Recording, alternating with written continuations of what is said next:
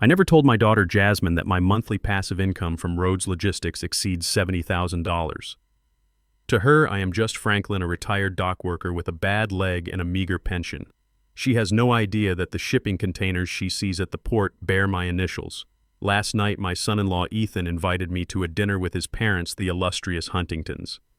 I wanted to see how they would treat a man they believed to be beneath them, so I decided to play the part of the naive, ruined father. I put on my faded khaki jacket, the one with the oil stain on the cuff, and drove my rusting pickup truck to the venue. But as soon as I walked through the gilded doors of Ciel, a restaurant I secretly own, I realized this was not just a dinner. It was a setup. They did not know who they were messing with. They did not know that the hand they refused to shake was the same hand that could sign the foreclosure on their mansion. Before I tell you how I bought their debt and left them with nothing but their arrogance, let me know which city you are watching from in the comments below. Hit like and subscribe if you believe that respect should be given to everyone regardless of what they drive. My 2005 Ford F-150 is a beast of a machine, but it has seen better days. The muffler has a hole in it, causing the engine to cough and sputter like a dying animal. I love this truck. It reminds me of where I came from. It reminds me of the days when I worked 16 hours straight to build my empire from a single warehouse. But as I turned into the circular driveway of Ciel, my truck sounded like a gunshot in a library. The restaurant was a palace of glass and steel glowing warm in the evening light. A line of black sedans and silver coupes idled near the entrance. I pulled up behind a gleaming Bentley. The difference was comical. My truck bed was scratched and dented while the car in front of me looked like it had been polished with silk. I put the truck in park, and the engine let out one final loud bang before dying. A young valet attendant in a crisp burgundy uniform rushed over. He didn't open my door. He stood a few feet away, waving his hands as if he were trying to scare away a stray dog. I rolled down the window. The manual crank squeaked in protest. "Good evening, son," I said, leaning out. "I am here for a dinner reservation with the Huntington family."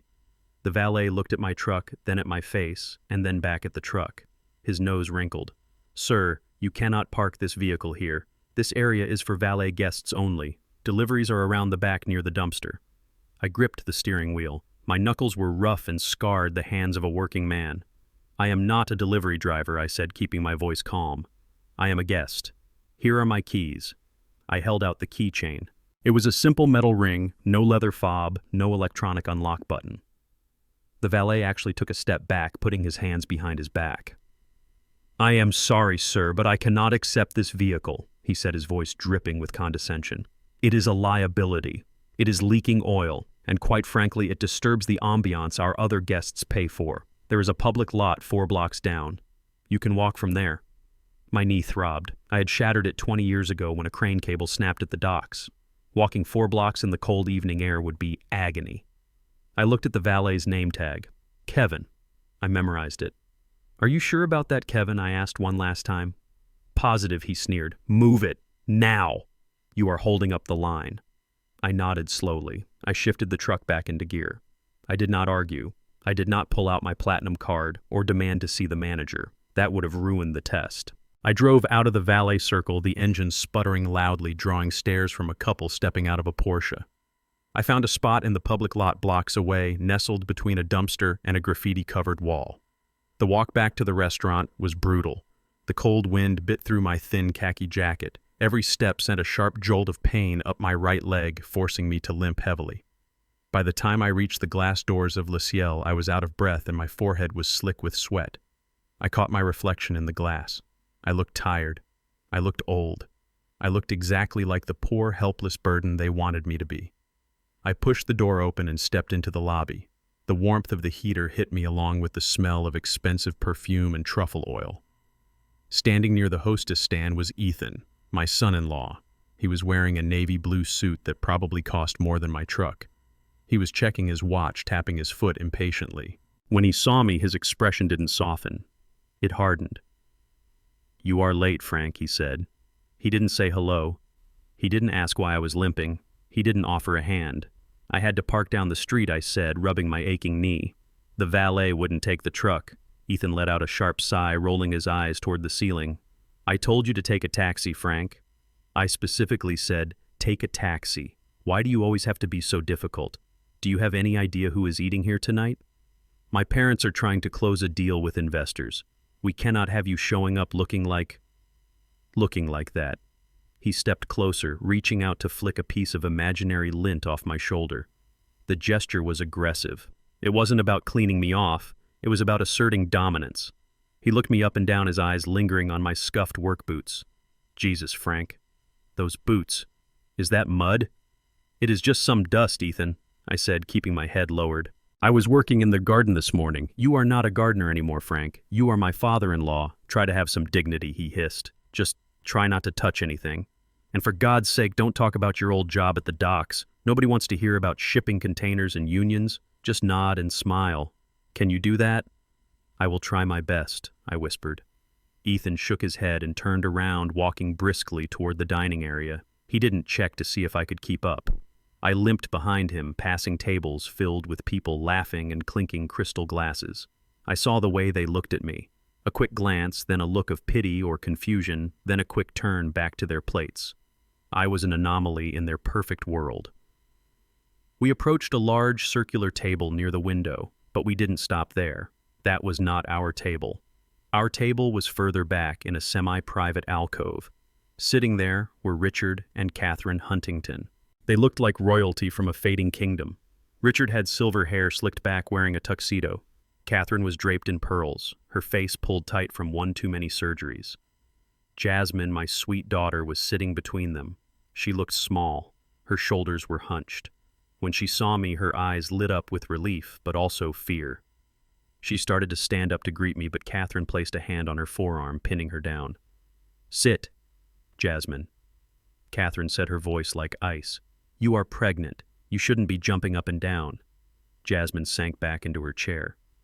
"Hi, Daddy," she mouthed silently. I reached the table. "Good evening, Richard." "Catherine," I said, offering a smile. Richard didn't stand up. He didn't even turn his body toward me. He just lifted his chin slightly, acknowledging my existence with the bare minimum of effort required by physics. "Frank," Richard grunted. "You made it." We were about to order. Catherine pulled a silk handkerchief from her purse and pressed it lightly to her nose as if a foul odor had just wafted in. She looked at my jacket, then at my boots, and finally met my eyes with a gaze full of cold amusement. "You are looking rustic, Franklin," she said. "Did you get lost on the way? You look like you walked here." "I did walk, actually," I said. "Oh," Catherine laughed, a dry, hollow sound. "How quaint. Well, sit down." But not there. I had started to pull out the chair next to Richard. He slammed his hand down on the empty seat. "Not here, Frank," Richard said. "This seat faces the main dining room. The mayor is eating 3 tables away. We don't want to distract him." Ethan grabbed my arm and guided me to a chair on the far side of the table. It was tucked into the corner facing the wall. My back would be to the entire restaurant. I was being hidden, like a dirty secret, like a stain they couldn't wash out. "Sit here," Ethan commanded. "You will be more comfortable, less exposed." I sat down. The chair was comfortable Italian leather imported. I knew that because I had signed the invoice for these chairs 6 months ago. I looked around the table. Richard and Catherine were already back to their conversation, discussing their summer house in the Hamptons. Ethan was signaling the waiter, snapping his fingers. Jasmine reached under the table and squeezed my hand. Her hand was trembling. I squeezed back. I wanted to tell her that it was okay. I wanted to tell her that this corner seat was not a prison but a throne in disguise. But I couldn't. Not yet.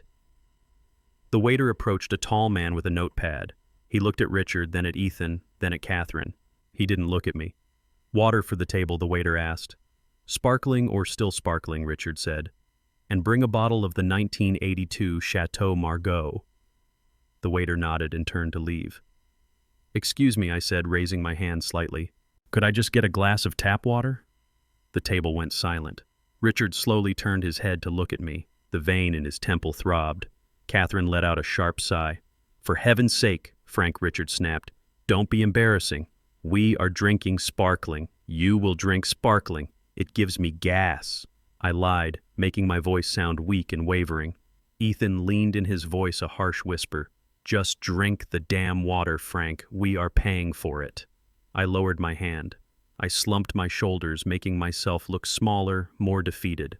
I let them see the victory in their eyes. They thought they had crushed me. They thought they had put the old, poor dock worker in his place. They had no idea that I was memorizing every insult, every sneer, every second of humiliation. The game had begun, and they were already losing. They just didn't know it yet. The menu in front of me was heavy bound in leather. I opened it, preparing for the next act of their cruel play. I knew exactly what was coming next. They were going to make me feel the weight of every dollar sign on that page, and I was going to let them. Here's the detailed script for Part 2, written in English, optimized for AI voice, reading no special characters, no headers, continuous emotional flow, and following the exact Min Dan Ong Dan style. The heavy leather-bound menu felt cold in my hands. It smelled of new calfskin and old money. I opened it slowly, letting my eyes widen as I scanned the prices. I did not need to act too much. Even though I owned this building and the land it stood on, seeing a $120 price tag for a ribeye steak still offended my working-class roots. I let out a low whistle loud enough for the table to hear. "Good Lord," I said, adjusting my broken glasses. "Look at these prices. $100 for a piece of meat. Does it come with the rest of the cow?" I looked up, expecting a chuckle or perhaps a shared moment of amusement. Instead, I was met with silence. Richard was busy swirling his wine, staring at the crimson liquid as if looking for a reason to fire the winemaker. Ethan was texting under the table. It was Catherine who finally acknowledged me. She lowered her menu just enough to reveal her eyes, which were narrowed in disgust. She did not smile. She did not blink. She simply looked at me as if I were a stain on her pristine white tablecloth. "Order whatever you want." "Franklin," she said, her voice sharp and loud enough for the neighboring table to hear, "do not worry about the cost. We know you cannot afford it. Just think of this as our charity tax deduction for the year. Besides, at your age, who knows if you will ever get to eat a meal like this again. Eat up. It might be your last supper before the nursing home." Her cruelty was casual. It was practiced. I felt Jasmine stiffen beside me. She opened her mouth to defend me, but I placed a hand on her knee under the table. I gave her a gentle squeeze. "Not yet," I signaled. I turned to the waiter who had been standing there with his pen hovering, looking bored. "I will just have the French onion soup, please," I said, my voice trembling slightly. "And maybe some extra bread if it is free." The waiter smirked. He took the menu from my hands with a quick snatching motion. "Very good, sir. The soup, and for the rest of the table." Richard ordered the lobster thermidor. Catherine ordered the filet mignon, medium rare. Ethan ordered the truffle risotto. They ordered like kings and queens without even looking at the prices. When the waiter left, the invisible wall went up. It is a technique rich people use to exclude those they deem unworthy. They do not tell you to leave. They simply pretend you do not exist. They began to speak in a language of exclusion. "So, Richard, how is the new Sunseeker performing?" Ethan asked, leaning forward with a desperate eagerness. "Did you take it out to the marina last weekend?" Richard took a sip of his wine, savoring the attention more than the vintage. "It is decent," he said. "The twin engines are powerful, but the stabilization system is a bit jerky in rough water. I am thinking of upgrading to the 80-foot model next season. This one feels a bit cramped for entertaining." "I know a thing or two about marine engines," I said, leaning in. I tried to inject a tone of helpfulness into my voice. "If the stabilizer is jerky, it might be the hydraulic pressure sensor. On those models, they tend to get clogged with salt if you do not flush them properly." I stopped. I had made a mistake. I had spoken. Richard stopped chewing. He placed his fork down with a deliberate clatter. He turned his head slowly, looking at me with a mixture of annoyance and disbelief. It was the look a master gives a dog that has just barked at the dinner table. "Frank," he said, his voice low and dangerous, "we are talking about luxury yachts, not fishing trawlers, not tugboats. I do not need advice from a man whose only experience with water is probably a leaking roof." But I just thought I stammered. "Stop thinking," Richard snapped. "It gives you wrinkles. This is an adult conversation about assets and liquidity. When you have an asset worth more than $500, feel free to join in. Until then, enjoy your soup." He turned his back to me. Literally, he shifted his chair so that his shoulder blocked my view of the table. Ethan laughed. It was a nervous, hollow laugh, the sound of a man trying to please his owner. "Yeah, Frank, stick to what you know," Ethan said. "Maybe tell us about how to fix a lawnmower later." I looked down at my soup, which had just arrived. It was hot steaming and smelled of caramelized onions and rich beef broth. But as I picked up my spoon, my hand shaking with a mixture of feigned age and suppressed rage, I lost my appetite. I took a sip. It tasted like ash. I watched them eat.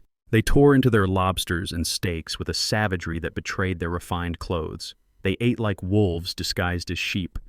But the worst was yet to come. They had insulted my poverty. They had insulted my intelligence. Now they needed a new target. And there she was, sitting quietly beside me, trying to make herself invisible. Catherine wiped the corner of her mouth with a linen napkin. She looked at Jasmine. She didn't look at her face. She looked at her dress. It was a simple floral print dress bought off the rack at a department store. It was modest, comfortable, and in my eyes, beautiful. But to Catherine, it was an affront.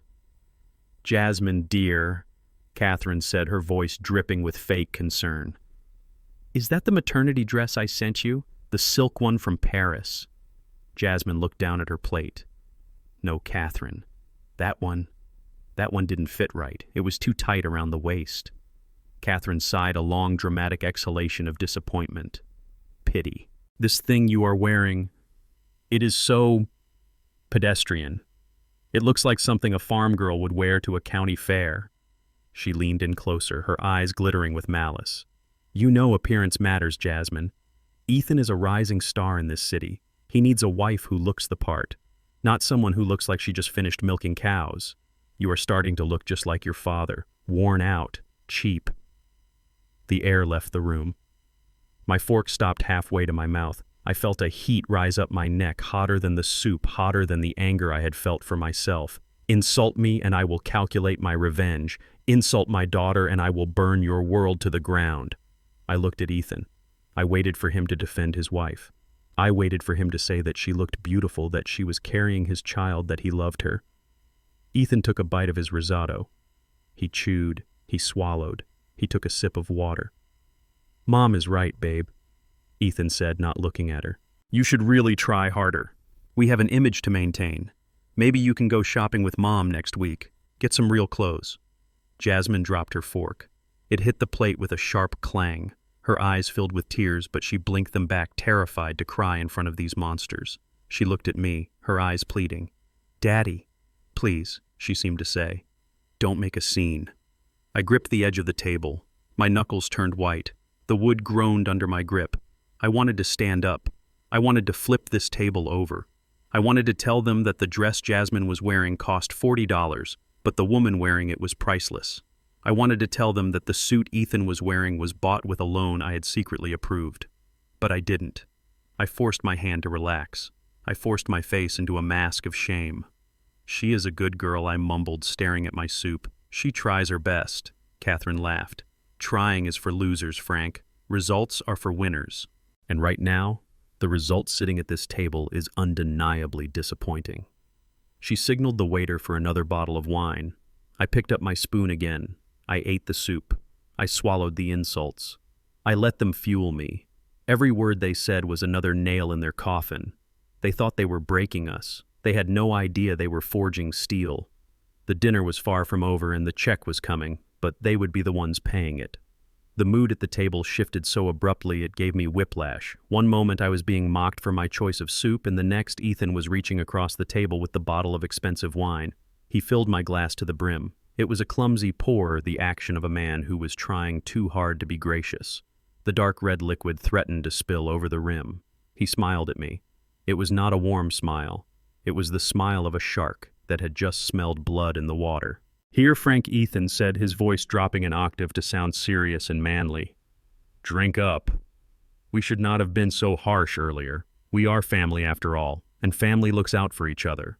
I stared at the wine. I did not touch it. In my experience, when a man who has spent the last hour insulting you suddenly offers you a drink, he is not trying to quench your thirst. He is trying to lower your guard. I looked at Jasmine. She was staring at her plate, her hands twisting a napkin into a tight knot. She knew what was coming. She was ashamed, but she was too afraid of her husband and his parents to warn me. "Thank you, Ethan," I said slowly, keeping my hands in my lap. "I am not really much of a wine drinker. It gives me a headache." Ethan laughed a sharp barking sound. Nonsense, Frank.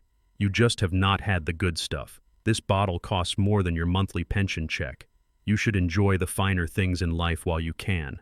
Speaking of finer things, that is actually what I wanted to talk to you about. He leaned forward, resting his elbows on the table. Richard and Catherine stopped eating. They put down their silverware and watched me with predatory intensity. The trap was about to be sprung. Frank Ethan continued, his eyes locking onto mine. You know, Jasmine and I are expecting a baby soon. Your grandchild. And we have been thinking a lot about the future, about security, about legacy. We want to make sure this child has the best life possible. Private schools, Ivy League colleges, a trust fund. That sounds nice, I said, feigning innocence. I am sure you two will provide all of that. You seem to be doing very well for yourselves. Ethan said quickly. We are doing great. But in this economy, you can never be too safe. That is why my father and I have started a new venture, the Riverfront Development Project. It is going to revitalize the entire industrial district. We are talking about luxury condos, a marina, high-end retail. It is going to be huge, Frank, a gold mine. He paused, waiting for me to react. I blinked slowly behind my crooked glasses. That sounds like a big project, I said, but I do not see what it has to do with me. I am just a retired dock worker. I do not have money to invest in condos. Ethan exchanged a glance with Richard. It was a look of frustration. They thought I was too stupid to pick up on the hint. No, Frank, you do not need money, Ethan said, speaking slower now as if explaining quantum physics to a toddler. You have something better than money. You have an asset. That old piece of land you own, the one out by the old cannery, the one with the weeds and the rusted fence. I felt a cold spike of anger in my chest. That land was not just weeds and fences. It was 5 acres of prime industrial real estate with direct access to the deep water port. I had bought it 30 years ago for pennies when the city was bankrupt. Now it was the only access point for their precious project. Without my land, their luxury condos would have no road access. They would be landlocked and worthless. But I could not let them know I knew that. Oh, that old lot, I said, scratching my head. It is just dirt, Ethan. I was thinking of planting a vegetable garden there next spring, maybe some tomatoes. Ethan forced a laugh. It sounded painful. Tomatoes. That is cute, Frank. Really cute. But we are offering you a chance to turn those tomatoes into real security. We want to buy the land from you, Frank. We want to take that burden off your hands. I picked up my spoon and stirred my soup. I let the silence stretch. I let them sweat. They needed this land. I could smell their desperation under their expensive cologne. I do not know, Ethan, I mumbled. That land belonged to my father. He left it to me. I promised him I would never sell it. It has sentimental value. This was the trigger. The mention of sentimentality made Richard's face turn a deep shade of purple. He could not hold back his contempt any longer. Sentimental value, Richard spat out, slamming his hand on the table. The silverware jumped. People at nearby tables turned to look. Ethan tried to calm him down. Dad, wait, let me handle this. No, Ethan, Richard roared, ignoring his son. I am done dancing around with this imbecile. Look at him. He does not even know what the word asset means. He is talking about tomatoes while we are talking about millions of dollars in development. Richard turned his cold, dead eyes on me. Listen to me, Frank. And listen good. That land is a dump. It is a breeding ground for rats and mosquitoes. You are sitting on a pile of garbage and calling it a gold mine. We are not asking you for a favor. We are doing you a favor. We are offering to clean up your mess. But my father, I started to say, making my voice tremble. Your father is dead. Richard cut me off brutally. And if he were alive, he would smack you for being so stubborn. You are holding back progress, Frank. You are holding back your own daughter's future. Do you want your grandchild to grow up knowing their grandfather was too selfish to help the family? I looked at Jasmine. She was crying silently now. Tears rolled down her cheeks and dropped onto her expensive maternity dress. She looked terrified. Dad, please, Jasmine whispered. Just listen to them. I looked back at Richard. I let my shoulders slump. I let the mask of the beaten, broken old man slide fully into place. I do not want to be a burden, I whispered. I do not understand business. Richard let out a huff of satisfaction. He thought he had broken me. He reached into his jacket pocket and pulled out a folded document. He tossed it onto the table. It slid across the white tablecloth and stopped right in front of my soup bowl. Finally, Richard said, adjusting his cufflinks, "Now we are getting somewhere." "Read it, Frank." Or can you even read without those broken glasses? I picked up the document. My hands shook. I brought it close to my face, squinting. It was a standard purchase agreement. I scanned the legal jargon, my eyes skipping over the clauses I already knew were predatory. I was looking for one thing, the number, the price. I found it on the second page. I stared at it. I had to bite the inside of my cheek to keep from laughing. Or screaming. $50,000. They were offering me $50,000 for land that was appraised at $5 million last week. They were trying to steal 99% of the value. It was not just a lowball offer. It was a robbery. It was an insult to my intelligence, my life's work, and my dignity. I lowered the paper. I looked at Ethan. He was smiling again, that same shark smile. $50,000, I said softly. That is right, Frank, Ethan said, nodding enthusiastically. 50 grand. Imagine what you could do with that kind of money. You could fix your roof. You could pay off your medical bills. You could buy a new truck. Hell, you could take a cruise. It is a lot of money for a guy like you. A guy like me. The phrase hung in the air. I looked at Richard. He was checking his watch, already bored with the transaction. Is that all I asked? The table went quiet. They looked at me in confusion. They had expected me to jump for joy. They had expected me to kiss their rings in gratitude. Excuse me, Catherine said, speaking for the first time in minutes. Did you just ask, is that all? I nodded. It seems a bit low. I heard that land prices are going up. Richard laughed. It was a cruel, mocking sound. He leaned back in his chair and shook his head. Unbelievable, Richard said. You offer a beggar a feast and he asks for dessert. Frank, listen to me. That land is worthless to anyone but us. We are the only ones with the capital to develop it. If we walk away, you get zero. You get nothing. You keep your weeds and your rats. But 50,000, I mumbled. It will not last long. The nursing home costs... Oh, for God's sake, Richard snapped. He reached into his pocket again. He pulled out his wallet. He pulled out a checkbook. He scribbled something furiously. He ripped the check out and slammed it on top of the contract. There, Richard said. Another $5,000. Consider it a signing bonus. Go buy yourself some new clothes. You look like a scarecrow.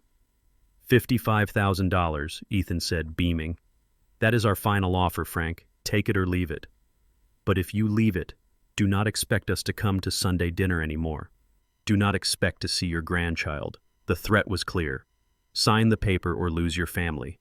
They were holding my love for my daughter hostage for a piece of land. I looked at the check. $5,000. He threw it at me like I was a stripper he was tipping. He thought $5,000 was life-changing money for me. I spent $5,000 on cigars last month. I looked at Jasmine. She was not looking at me. She was looking at her husband, her eyes filled with fear. She was trapped in this family just as much as they were trying to trap me. Okay, I said, my voice barely a whisper. Okay, what Richard demanded.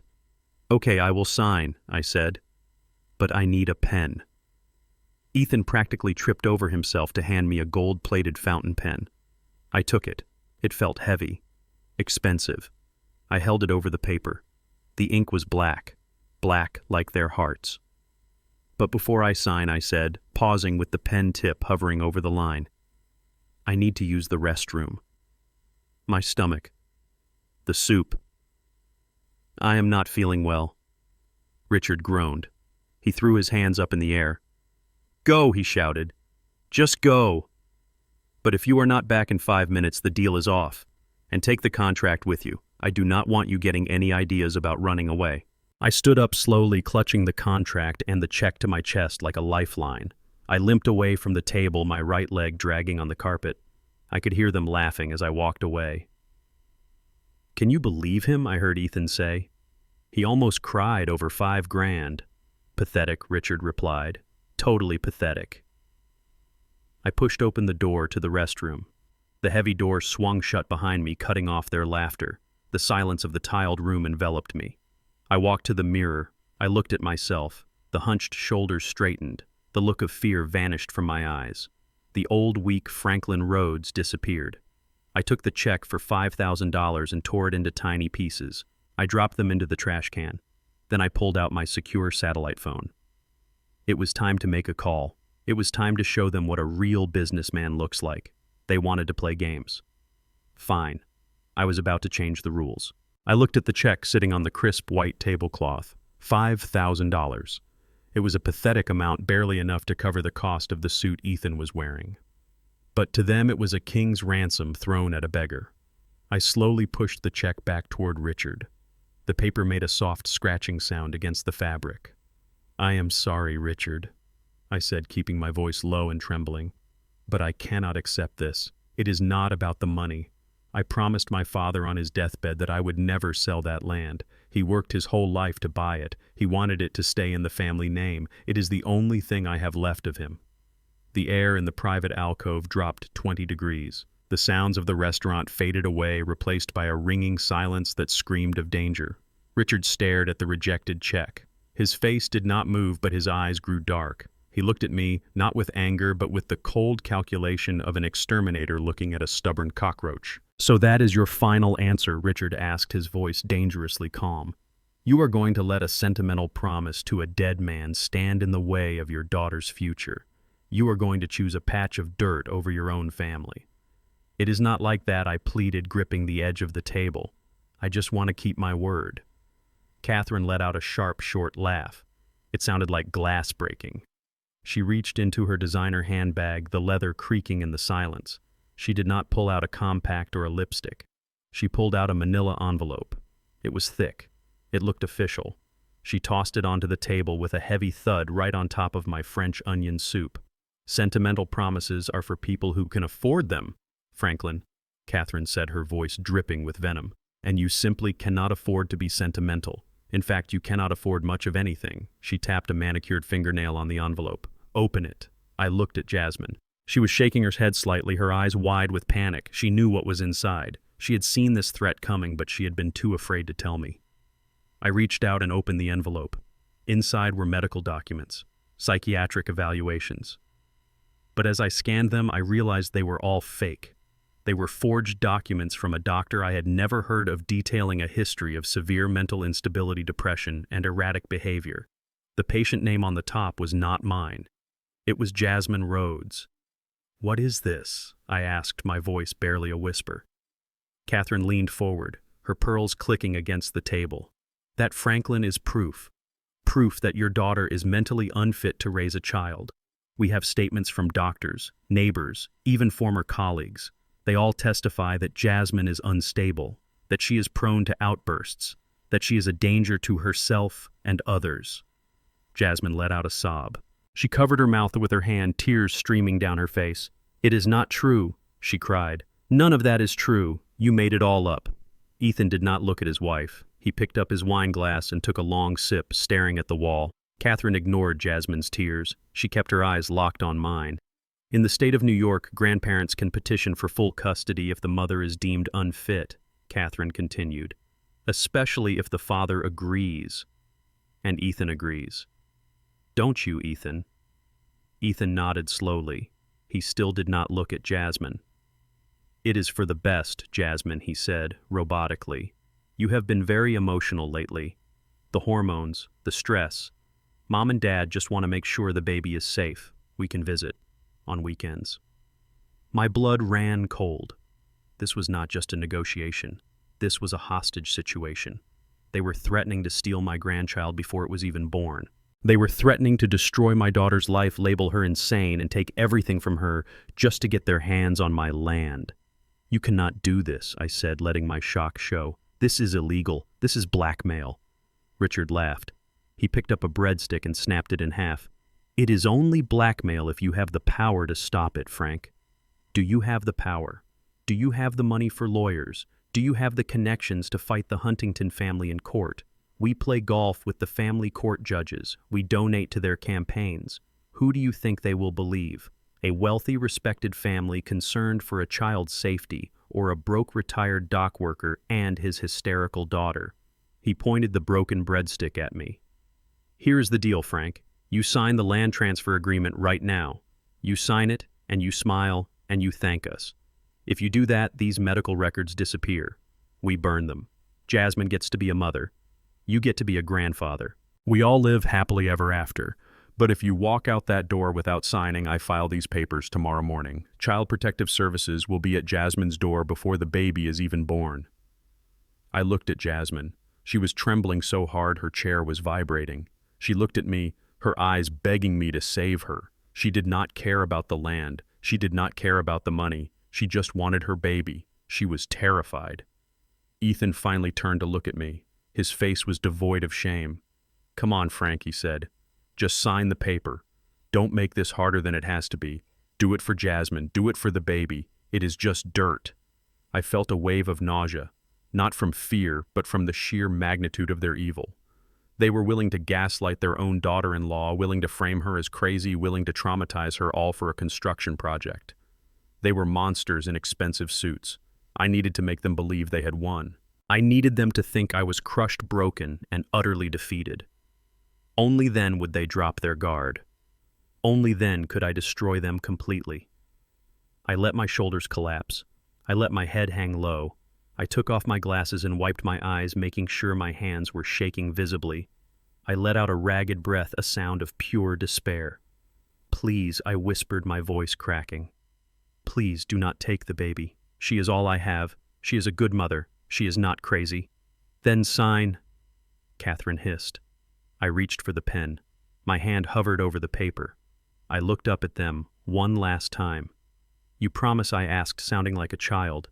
"You promise you will burn those papers?" Richard smiled.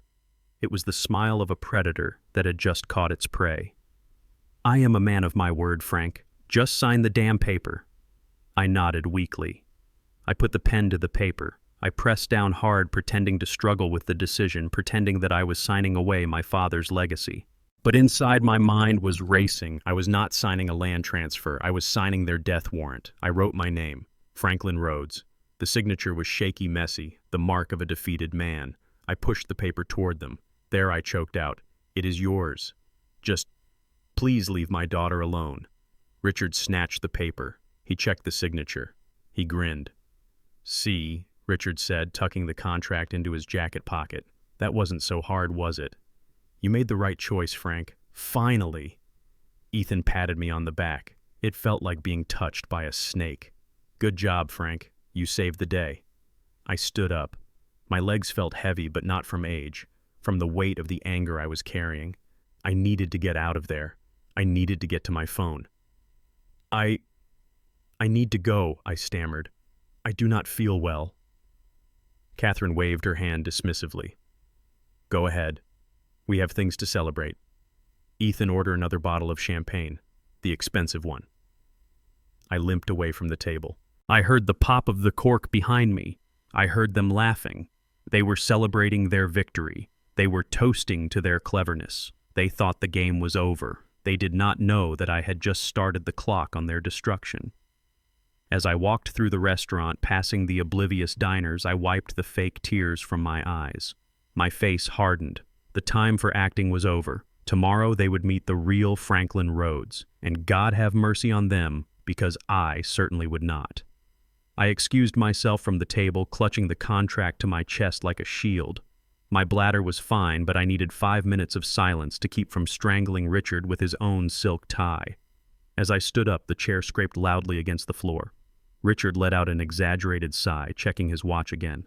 "Make it quick, Frank," Richard snapped. "We do not have all night, and do not touch anything you do not have to. The fixtures in there are imported marble." I started to limp toward the hallway that led to the restrooms. I heard a chair slide back behind me.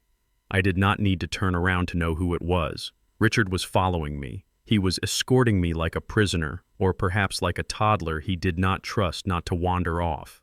I felt his presence looming over my shoulder, a heavy cloud of expensive cologne and arrogance. He walked briskly, forcing me to hurry my limping pace to avoid having him step on my heels. The hallway was lined with black and white photos of old New York. Richard pointed at one of a construction crew from the 1920s. "See that, Frank?" Richard said, his voice echoing in the narrow space. "That is what men used to look like. Strong, useful. They built this city. You just take up space in it." I kept my head down, focusing on the pattern of the carpet. "I am sorry to be such a trouble, Richard," I mumbled. "My leg acts up when it rains." "It is not raining, Frank," Richard sneered. "It is a clear night. You are just falling apart. It is pathetic, really. A man your age should have something to show for his life. Instead, you have a bad leg, a rusted truck, and a daughter you cannot even protect." He stopped at the door to the men's room and held it open, not out of politeness, but to usher me in faster. "Go on," Richard commanded. "I will wait right here, and leave the contract with me.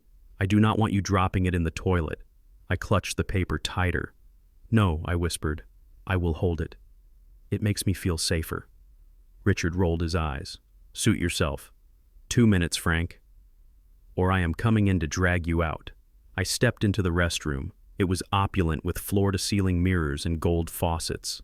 I walked past the sinks and entered the handicap stall at the far end. I slid the lock shut. The metal bolt clicked into place with a sound that felt like a gunshot. The moment the lock clicked, the transformation began. I stood in the center of the spacious stall. I dropped the hunch in my shoulders. I straightened my spine, ignoring the dull ache in my knee. The pain was there, but it was no longer a master that dictated my posture. It was just fuel. I looked at the contract in my hand. I folded it neatly and placed it in my inside pocket right next to my heart. Then I reached into the hidden pocket of my trousers, the one sewn into the lining, and pulled out my phone. It was not the cracked flip phone I used in front of them. It was an encrypted satellite smartphone, a device used by heads of state and CEOs of multinational corporations. I pressed my thumb against the screen. It unlocked instantly. I dialed a number I knew by heart. 1 ring, 2 rings. "This is Rhodes," I said. My voice was no longer the wavering whisper of a frightened old man. It was deep, resonant, and cold as steel. It was the voice that had negotiated billion-dollar shipping contracts and crushed union strikes. "Mr. Rhodes," the voice of my chief of staff. Marcus came through the earpiece. "We were not expecting to hear from you until tomorrow. Is everything all right with the dinner?" "The dinner is a disaster, Marcus," I said, staring at my reflection in the chrome flush handle. "But business is about to pick up. I need you to execute a priority 1 search on the Huntington Family Trust and their associated holding companies. Specifically, look for their leverage ratios on the Riverfront Development Project." There was the sound of rapid typing on the other end. I waited, counting the seconds. I could hear Richard pacing outside the main door, his footsteps heavy and impatient. Sir Marcus set his voice tight. "I am pulling the data now. It looks bad. Very bad. They are over-leveraged by 400%. They have taken out high-interest bridge loans to cover the initial zoning permits. And, sir, they have missed their last 3 payments to the private equity firm backing them." I smiled. It was a cold, humorless smile. "Who holds the debt?" Marcus, I asked. "A shell company called Apex Capital," Marcus replied. "But they are looking to offload it. They consider it toxic." "Buy it," I commanded. Sir Marcus hesitated. "The debt is toxic. If the project fails, we lose the capital." I said, "Buy it." "Marcus," I repeated, my voice dropping lower. "Buy all of it. Every single cent of their debt. I want to own their mortgage. I want to own their car loans. I want to own the credit card debt for the shoes on Catherine's feet. Offer Apex Capital a premium for a same-day transfer. Use the emergency liquidity fund." "I understand," Marcus said. "Initiating the purchase now. It will take about 10 minutes to clear the wire transfers." "Do it in 5, I said. And Marcus dig deeper into Ethan. I want to know where his discretionary spending is going. He is too well dressed for a man who misses loan payments." "Understood, sir. Anything else?" "Yes," I said. "Prepare the legal team. I want the sharks, Marcus, the ones we use for hostile takeovers. Have them meet me at the Huntington offices at 800 hours tomorrow.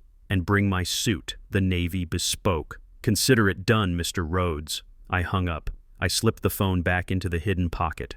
I took a deep breath, inhaling the scent of expensive soap and impending victory. I checked my watch. 1 minute and 45 seconds had passed. I had just bought their lives while standing in a toilet stall, and they had no idea. I unlocked the stall door. I stepped out instantly, collapsing my frame back into the shape of a beaten dog. I shuffled to the sink and turned on the tap. I splashed water on my face, letting it drip down my chin to mask the lack of tears. I looked in the mirror. The eyes staring back were hard, but I softened them, letting the eyelids droop, letting the fear creep back in. The door to the restroom burst open. Richard stormed in. "Time is up, Frank," he barked. "What are you doing?" "You. Washing your sins away." "Just washing my hands, Richard," I stammered, drying my hands on a paper towel. Richard scoffed. He walked up to the urinal next to the sinks and unzipped his trousers without a shred of shame. He began to relieve himself while continuing to talk to me over his shoulder. You know, Frank, I almost feel sorry for you, Richard said. Almost. But then I remember that weakness is a choice. You chose to be a nobody, and now you are paying the price. I watched him. I watched the back of his expensive tuxedo. I watched the arrogance in his stance. I suppose you are right, Richard, I said quietly. I made my choices. I tossed the paper towel into the bin. As I walked past him, I paused. I leaned in slightly, just enough for him to hear me clearly over the sound of running water. By the way, Richard, I whispered, you missed a spot shaving, right under your chin. It looks sloppy. Richard flinched. He turned his head zip still down, a look of confusion on his face. I did not wait for a response. I limped out of the door, leaving him standing there with his pants undone. The walk back to the table felt different. The hallway was the same. The music was the same. But the air around me had changed. I was no longer walking to my execution. I was walking to my coronation. I approached the table. Catherine was laughing at something Ethan had said, her head thrown back, exposing her neck like a turkey waiting for the axe. Ethan was swirling his wine, looking smug. Jasmine was still staring at her lap, defeated. I sat down. The chair felt different now. It was no longer a corner of shame. It was an observation post. Did everything come out all right, Frank? Ethan asked, snickering at his own crude joke. Yes, Ethan, I said, placing the contract back on the table. Everything is moving along just fine. I picked up my spoon. The soup was cold. I ate it anyway. I watched them. I watched Richard return from the restroom looking flustered, checking his chin in the reflection of a spoon. I watched Catherine scold the waiter for a smudge on her glass. I watched Ethan check his phone every 30 seconds. I saw them for what they really were. They were not powerful. They were not elite. They were drowning. They were desperate people clinging to a raft of lies, and I had just bought the ocean they were floating on. I ate my cold soup and I smiled. It was a small, sad smile, the kind an old man gives when he is confused. But inside I was laughing. I was counting down the hours. Tonight I would let them sleep. I would let them dream of their condos and their millions. Because tomorrow when they woke up, the nightmare would begin, and I would be the monster under their bed. The waiter brought the contract back to the table along with a fresh bottle of wine. I picked up the pen again. My hand was shaking not from fear, but from the adrenaline of the hunt. I looked at the document. I knew I had to stall. I needed 12 hours for my legal team to assemble the shark tank I was going to drop the Huntington family into. If I signed now, the game would end too simply. I needed them to walk into their own offices tomorrow thinking they owned the world, only to find out they did not even own the chairs they were sitting on. I adjusted my glasses, tilting my head to catch the dim light of the chandelier. I brought the paper so close to my nose that the ink smelled pungent and chemical. Section 4, paragraph 2. I read aloud, moving my lips with every syllable. The party of the first part hereby agrees to transfer all subsurface rights. I stopped. I looked up at Richard. Subsurface rights, I asked, scratching my chin with the back of the pen. Does that mean the worms? Are you buying the worms in the dirt too? Richard closed his eyes. He took a deep breath, his nostrils flaring. He looked like a kettle about to whistle. It means the minerals, Frank, Richard said through gritted teeth. It means if there is oil or gold under the dirt, we own that too. Not that there is anything under that wasteland, but rusted pipes and rat bones. Just keep reading, or better yet, just sign the bottom line. I went back to the paper. I traced the words with my index finger, moving painfully slowly. But what about the shed, I asked. My gardening tools are in the shed. Does this contract say I can keep my rake? Ethan slammed his hand on the table. The cutlery jumped. For God's sake, Frank, he shouted. We will buy you a new rake. We will buy you a golden rake. Just sign the stupid paper. We have been here for 2 hours. I looked at Jasmine. She flinched at her husband's outburst. She looked small and terrified. I am just trying to be careful, I said, my voice wavering. My father always said, read before you sign. You are doing this on purpose, Catherine hissed. She was cutting her steak with aggressive sawing motions. You are trying to annoy us into giving you more money. It will not work. 55,000. That is the cap. I am not asking for money, I said. I am asking for clarity. I turned the page. The paper crinkled loudly in the silence. I squinted at the fine print. Clause 7, I mumbled. Indemnification against environmental hazards. What is a hazard? Richard snapped. He reached across the table and grabbed the corner of the contract. "Give me that," he barked. "I will summarize it for you. It says, you give us the land, we give you the money, and you disappear from our lives until Christmas. That is what it says. Now sign."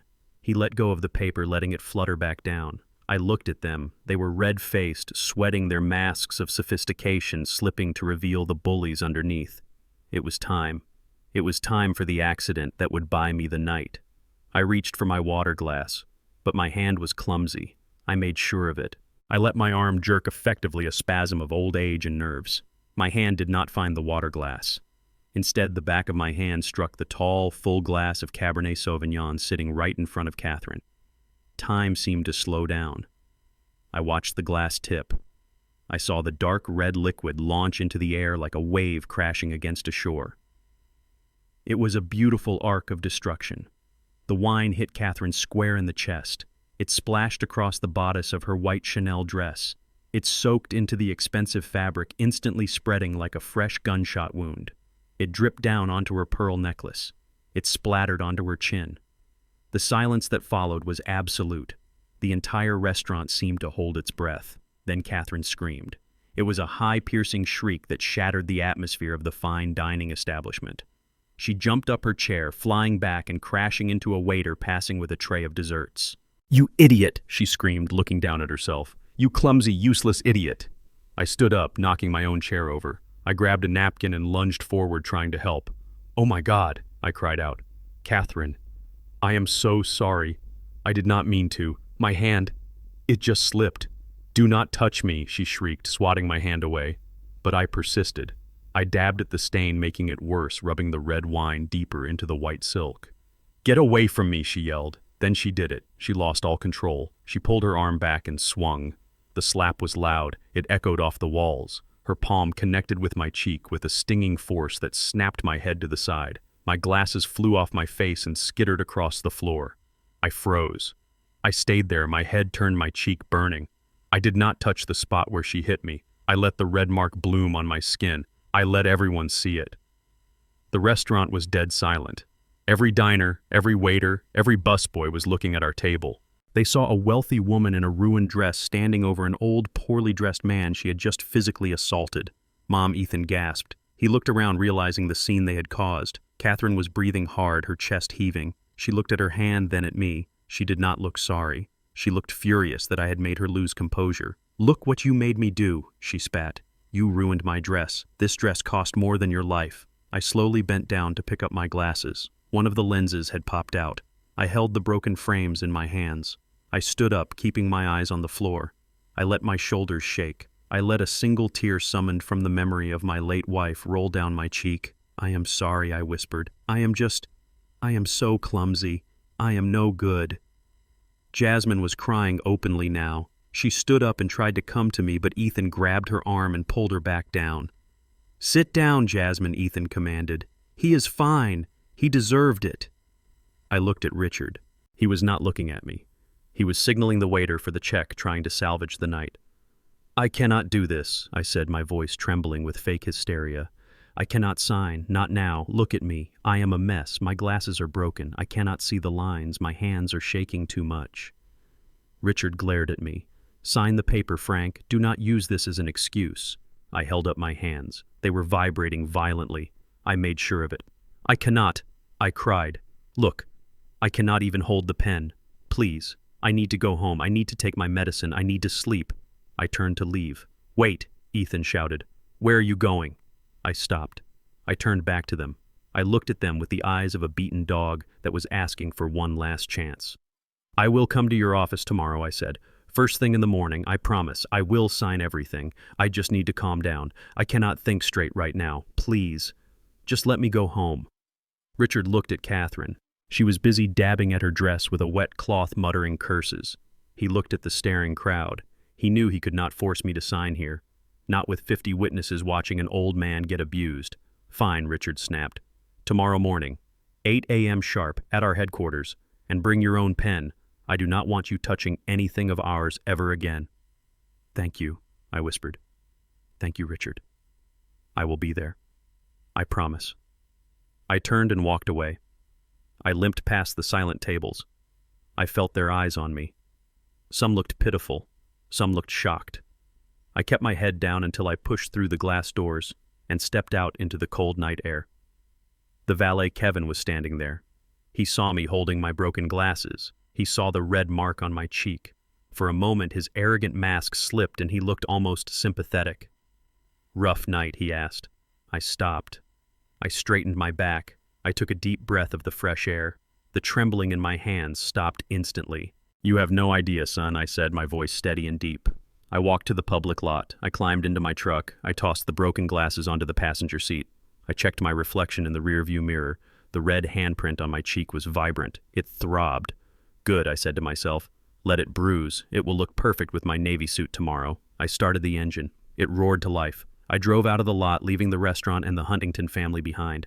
They were probably arguing about the dry cleaning bill right now. They were probably blaming Jasmine for my clumsiness. They thought they had won a delay. They thought they had bullied me into submission. They did not know that the man who walked out of that restaurant was not Franklin the victim. He was Franklin the executioner. And 8 a.m. tomorrow was not a meeting. It was a sentencing hearing. I drove into the night, the city lights reflecting in my eyes, plotting every single word I would say when I walked into their boardroom and took everything they had. The silence inside the cab of my 1995 Ford pickup was louder than the rattling engine. The heater was blasting, but the air felt freezing. Beside me, Jasmine was curled into a ball, her knees pulled up to her chest, ruining the hem of her cheap floral dress. She was not crying anymore. She was vibrating with a mixture of shame and exhaustion. The streetlights of the city flickered past us, illuminating her face in brief, harsh flashes. I gripped the steering wheel, my knuckles white, my eyes fixed on the road, but my mind was replaying the slap. I could still feel the phantom sting on my cheek. It was not pain. It was fuel. Suddenly, Jasmine slammed her hand against the dashboard. "Stop the truck!" she screamed. I pulled over to the curb, the brakes screeching in protest. Before the truck even came to a full halt, Jasmine turned to me. Her eyes were red-swollen and filled with a desperate, terrifying anger. "Why did you do that?" she cried, her voice cracking. "Why did you have to argue with them, Dad? Why did you have to make a scene?" I looked at her, keeping my voice calm. "Jasmine, they were insulting us. They were trying to steal from us." "They are always like that," she shouted, throwing her hands up. "That is who they are. They are powerful. They are rich. And we are nobody. Do you understand that? We are nobody. You dropping a glass of wine does not change that. It just makes them hate me more."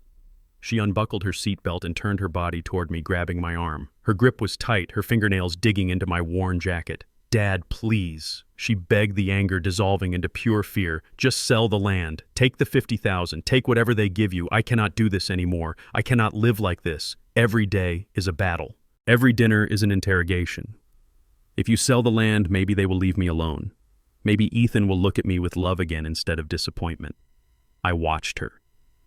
My heart broke into 1,000 pieces.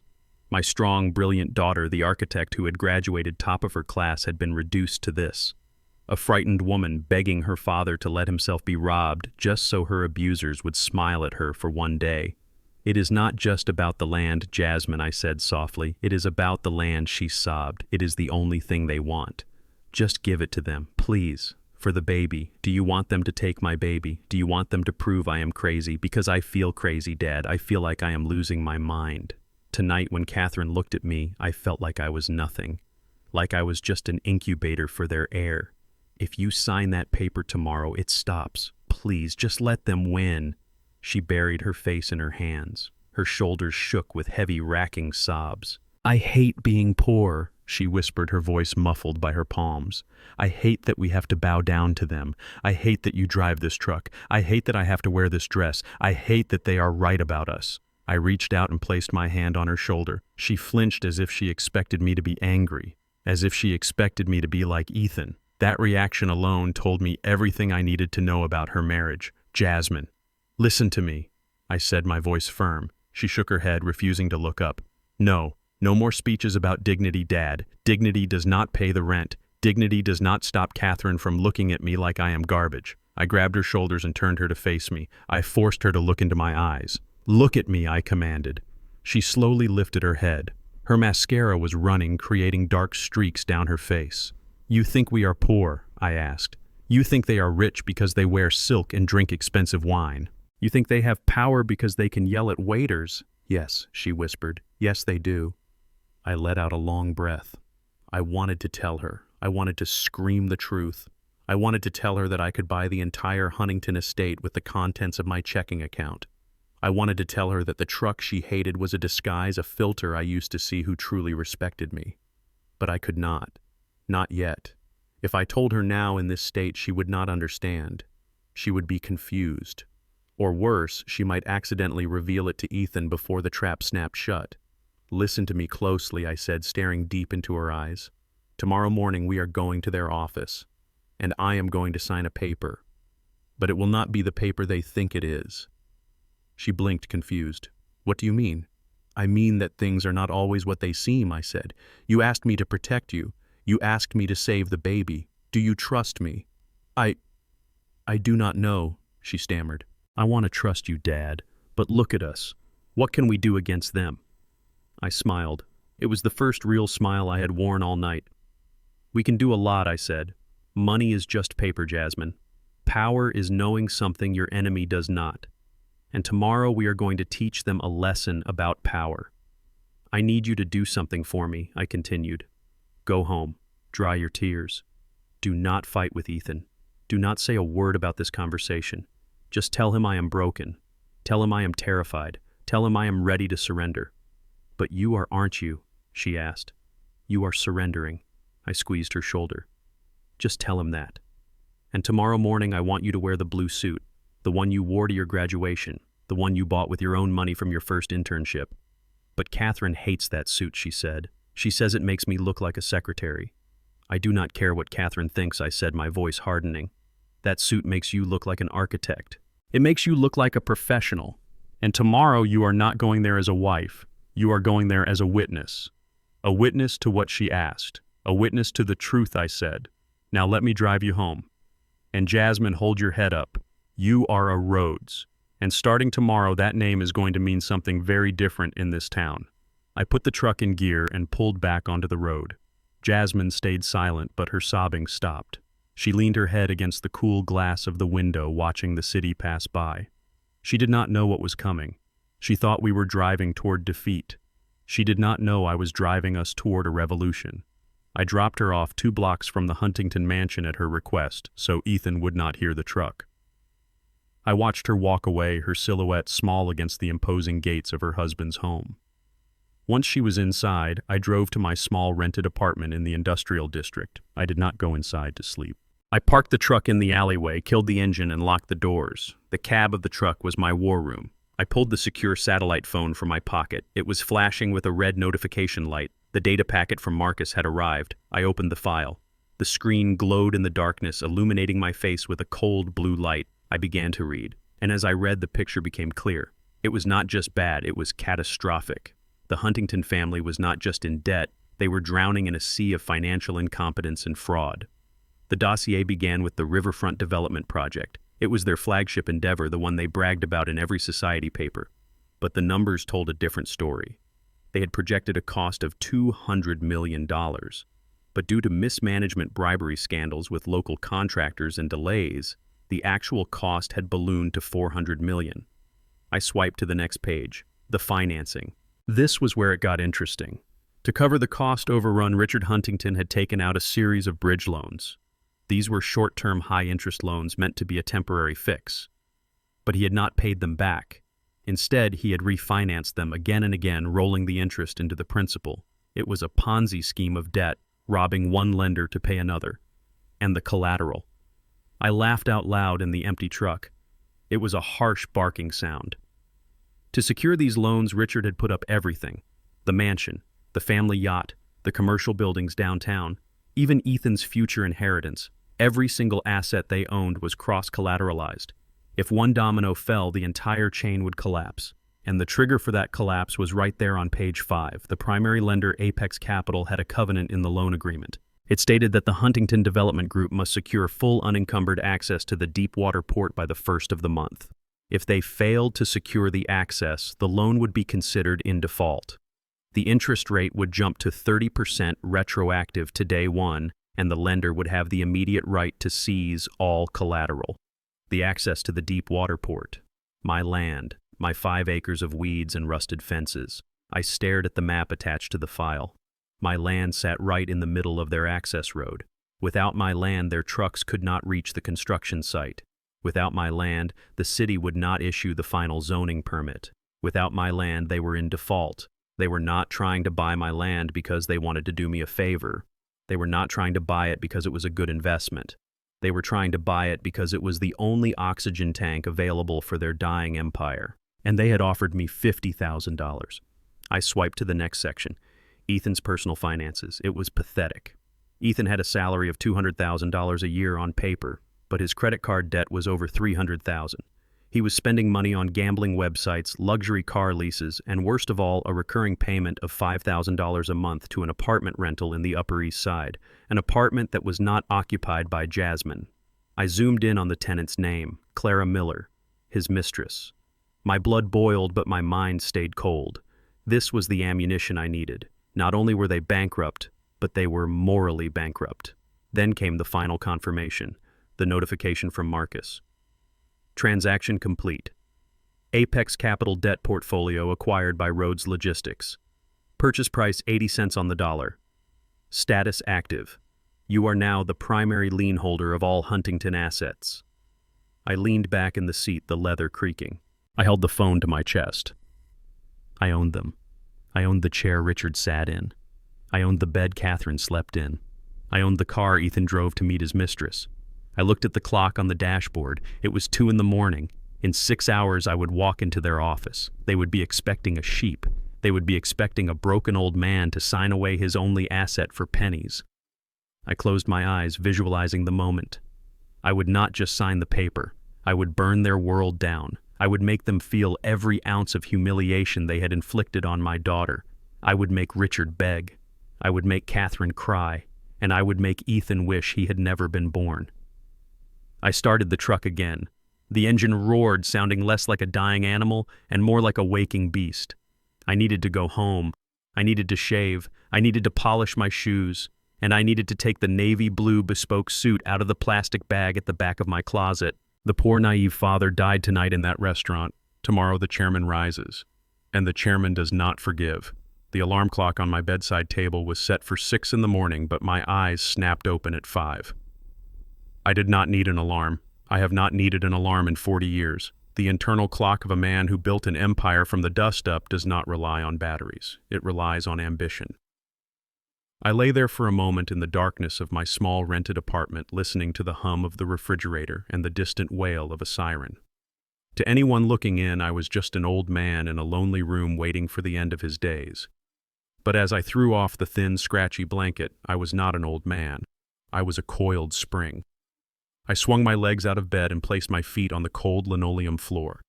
The chill shot up my legs, but I did not flinch. Yesterday at the restaurant, I had dragged my right leg like a dead weight. I had winced with every step, pretending that the old injury from the docks was crippling me. It was true that my knee was not what it used to be. The metal pins from the surgery in '95 still ached when the pressure dropped. But I was not a cripple. I stood up and I stood straight, my spine uncurled. The slump I had perfected for Richard and Catherine vanished. I walked to the center of the room. It was time to test the machinery. I dropped to the floor. 1, 2, 3. I pushed my body up and down in a steady rhythm. The push-ups were slow and controlled. I felt the muscles in my chest and arms tightening. They were not the bulky muscles of a gym rat like Ethan. They were the wiry, hardened muscles of a laborer turned tycoon. I counted to 50 before I stopped. I stood up and breathed in deeply through my nose, filling my lungs with the stale air of the apartment. I rolled my neck. Crack. The sound was satisfying. It was the sound of a weapon being loaded. I walked to the small, cracked mirror hanging over the sink. I looked at the face staring back. It was lined with wrinkles. The eyes were tired, but that was just the surface. Behind those eyes was a fire that had burned down competitors far more dangerous than the Huntington family.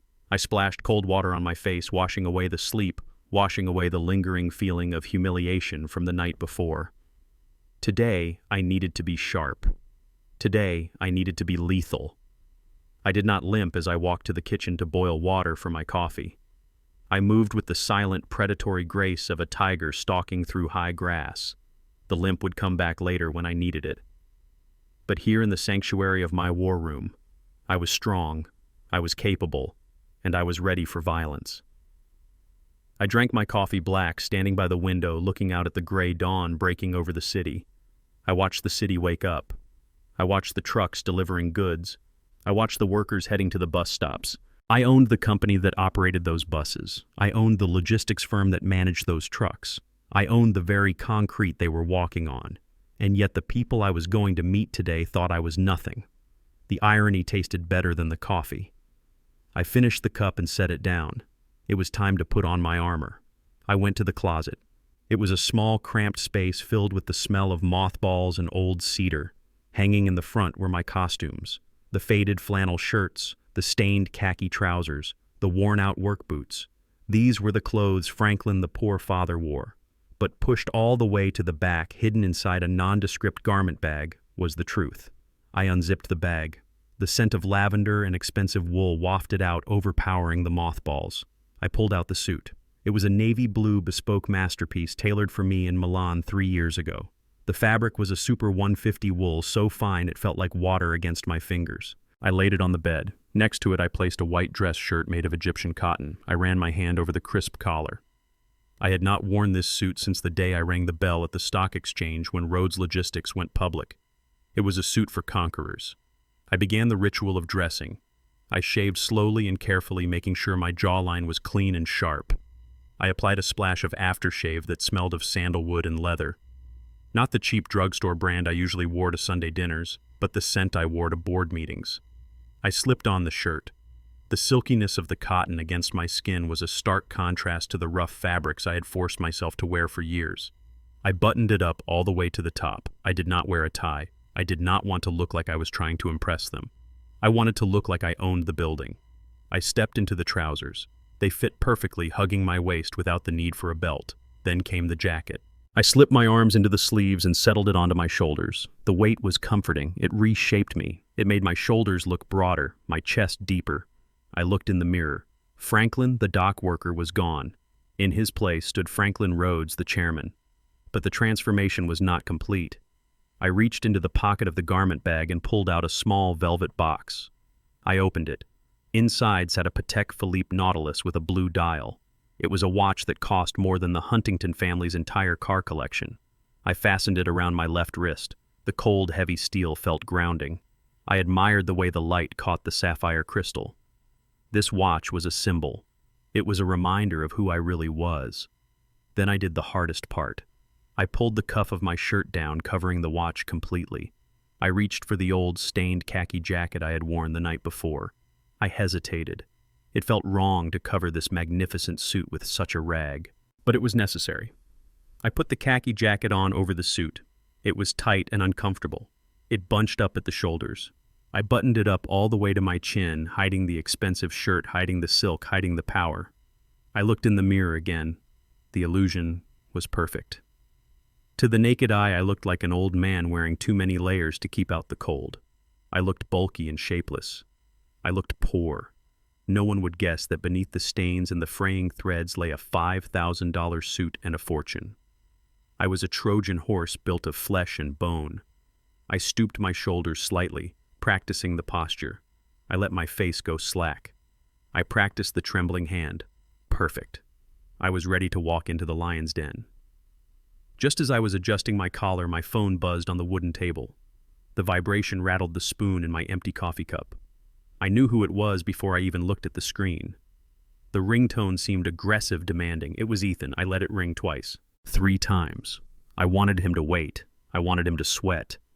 On the 4th ring, I picked it up. "Hello?" I said, making my voice sound groggy and confused, as if I had just woken up. "Frank." "Where are you?" Ethan barked. He did not say good morning. His voice was high-pitched, tight with anxiety. "I am at home, Ethan," I said slowly. "I am just getting ready." "Getting ready," Ethan scoffed. "It is 7:30, Frank. The meeting is at 8. Do not tell me you are still in your pajamas. We have lawyers waiting. These people charge by the hour, Frank. $500 an hour. If you make them wait, I am taking it out of your $50,000. I smiled at the phone. He was worried about $500. He had no idea he was about to lose millions. I am leaving now, Ethan, I said. My truck. It takes a while to warm up in the cold.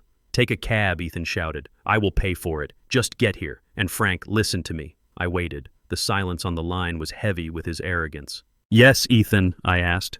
Do not embarrass us today, he said, his voice dropping to a menacing hiss. I mean it. Yesterday was a disaster. The spilled wine, the crying, the broken glasses. Today you walk in, you sit down, you shut up and you sign. Do not read the contract again. Do not ask about the gardening shed. Do not ask for water. Just sign your name and get out. Do you understand me? I felt a surge of cold rage. He was speaking to me like I was a naughty child. He was trying to crush whatever spirit he thought I had left. I understand, Ethan, I said softly. I will not say a word. I will just sign. Good, Ethan said. And Frank, bring your own pen. I meant what I said. I do not want you touching our office supplies. You probably have germs from that filthy apartment of yours. I looked down at the gold Mont Blanc fountain pen sitting in my inside pocket next to the Patek Philippe. Do not worry, Ethan, I said. I have a pen. It is a very special pen. Whatever, just get here, Ethan snapped and hung up. The line went dead. I lowered the phone. I did not feel angry anymore. I felt focused. His insults were just noise. They were the desperate barking of a small dog that thinks it is a wolf. He thought he was summoning a victim to the slaughter. He did not know he had just invited the executioner into his home. I grabbed my keys. I took one last look around my small apartment. Tonight, when I returned, I would no longer need to pretend. Tonight, this apartment would just be a memory. I walked out the door and locked it. I walked down the stairs, my footsteps heavy and deliberate. I climbed into my truck. The engine roared to life. I did not turn on the radio. I needed silence. I needed to concentrate on the look on Richard's face when I took off the khaki jacket. I needed to visualize the terror in Catherine's eyes when I revealed the debt documents. I drove through the city streets, merging with the morning traffic. I passed the construction site of the riverfront project. I saw the cranes standing idle. I saw the fences. I saw my land, the small patch of weeds that was holding up their entire world. I slowed down as I passed it. Enjoy it while you can, Richard, I whispered to the windshield. Because by noon, that land will be the only thing you do not own. I pressed the accelerator. The truck surged forward. I was not going to a meeting. I was going to a war, and I had brought the big guns. The preparation was over. The performance was about to begin, and this time I was writing the script. I parked my truck 2 blocks away from the Huntington headquarters. I did not want them to see it, not because I was ashamed of it, but because I wanted to walk the last few hundred yards. I needed to feel the pavement of the city under my feet. The morning air was crisp and biting. I pulled the collar of my stained khaki jacket up higher, hiding the silk collar of my shirt. I walked with my head down, dragging my right leg just enough to sell the limp. To the people rushing by with their briefcases and coffees, I was invisible. I was just an old man in dirty clothes, an obstacle to be stepped around. They had no idea that the man they were ignoring was the man who signed their paychecks. The Huntington building rose out of the concrete like a shard of black glass. It was 50 stories of vanity. As I stood at the base of the tower, I looked up. I could see the cracks in the facade that they tried to hide. I could see the windows that had not been cleaned in months because they could not afford the maintenance crew. To an untrained eye, it looked impressive. To me, it looked like a tombstone. I pushed through the revolving doors and stepped into the lobby. The lobby was cavernous, smelling of lemon polish and intimidation.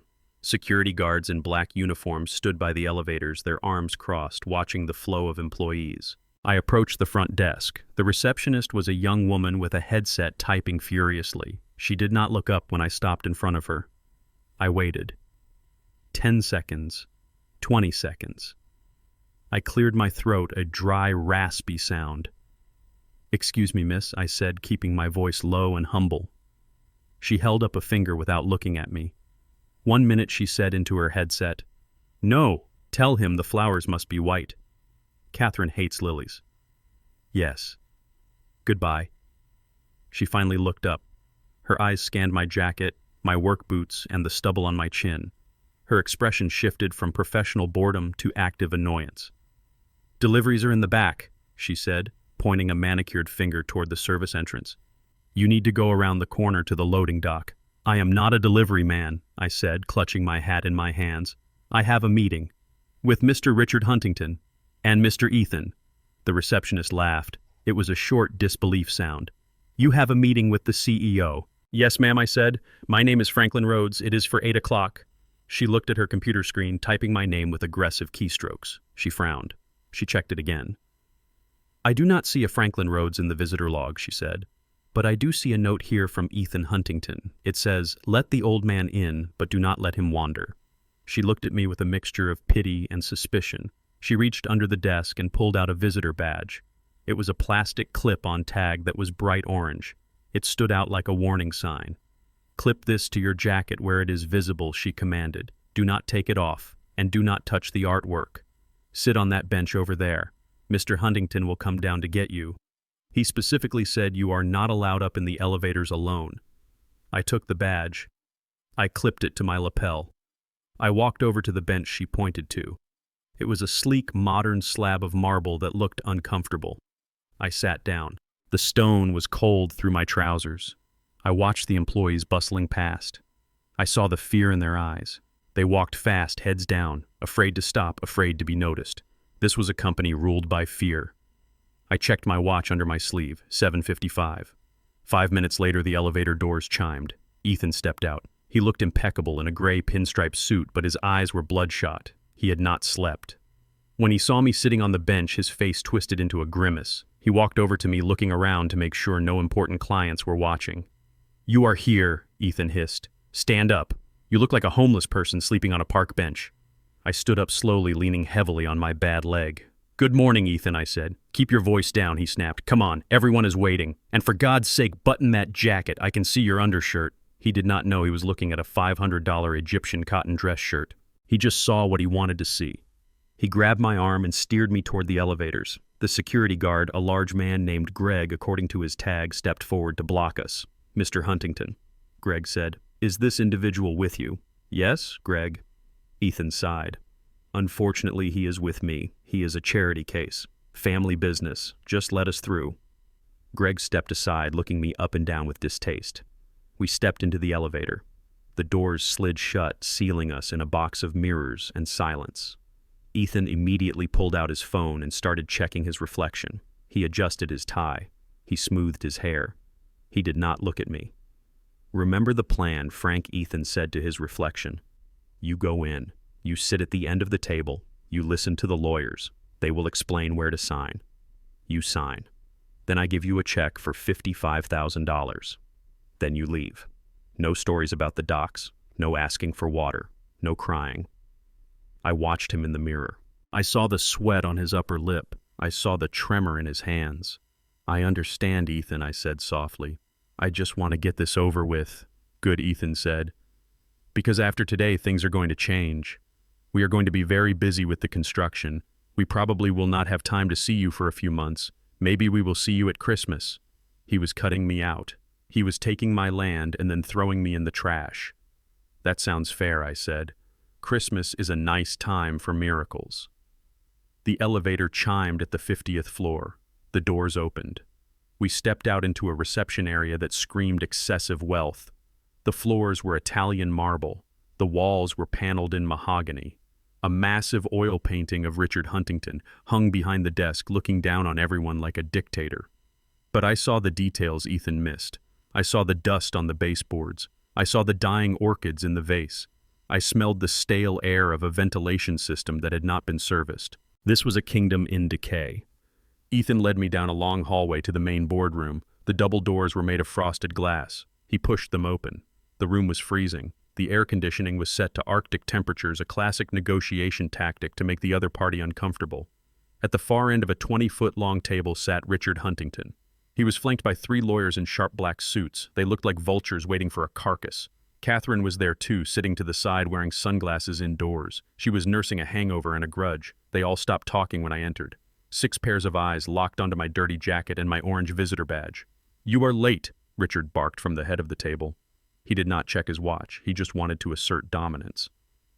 It is 8 o'clock exactly, Richard, I said, limping toward the chair at the far end of the table.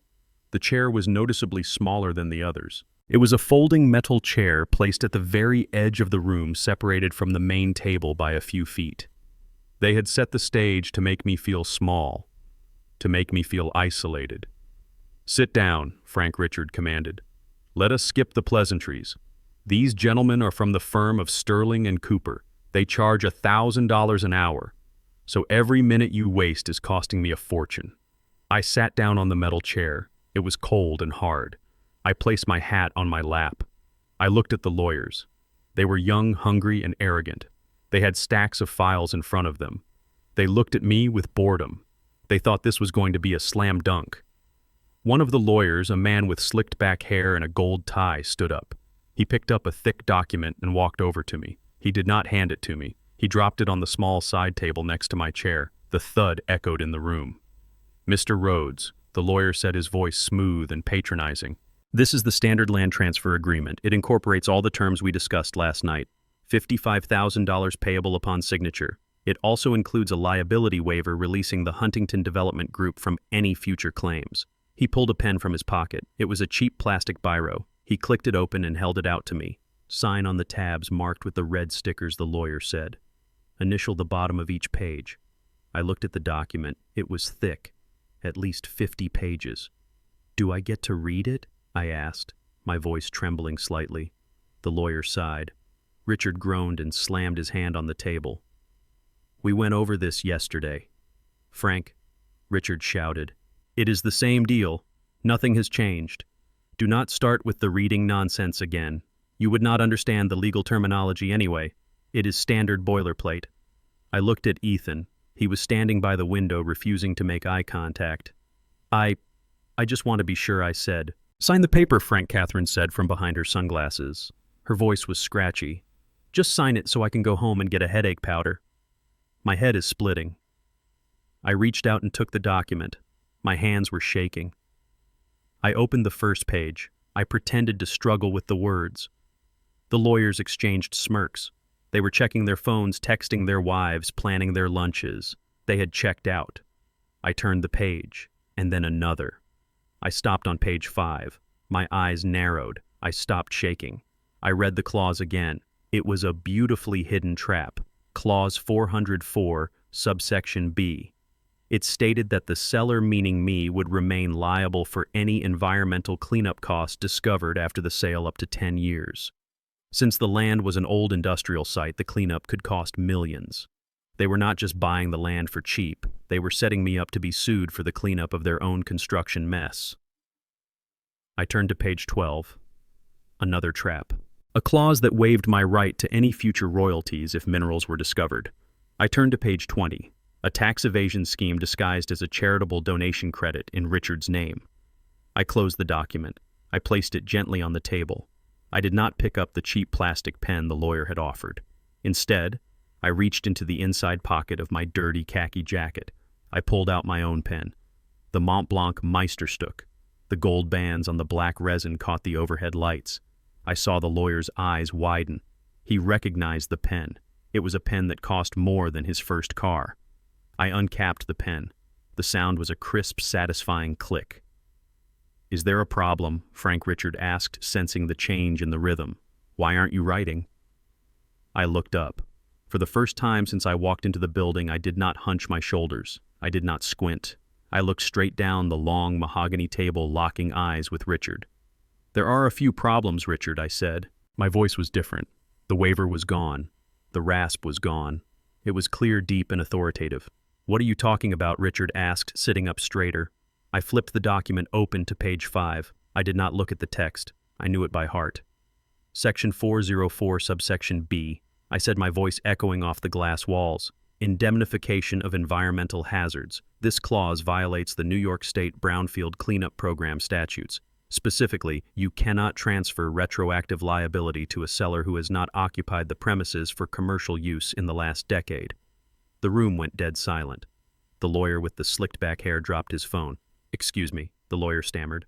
I flipped to page 12, section 7, paragraph 3. I continued my pace, accelerating. "Mineral rights forfeiture. You are citing a precedent from 1982 that was overturned in the case of State versus Anderson in 2005.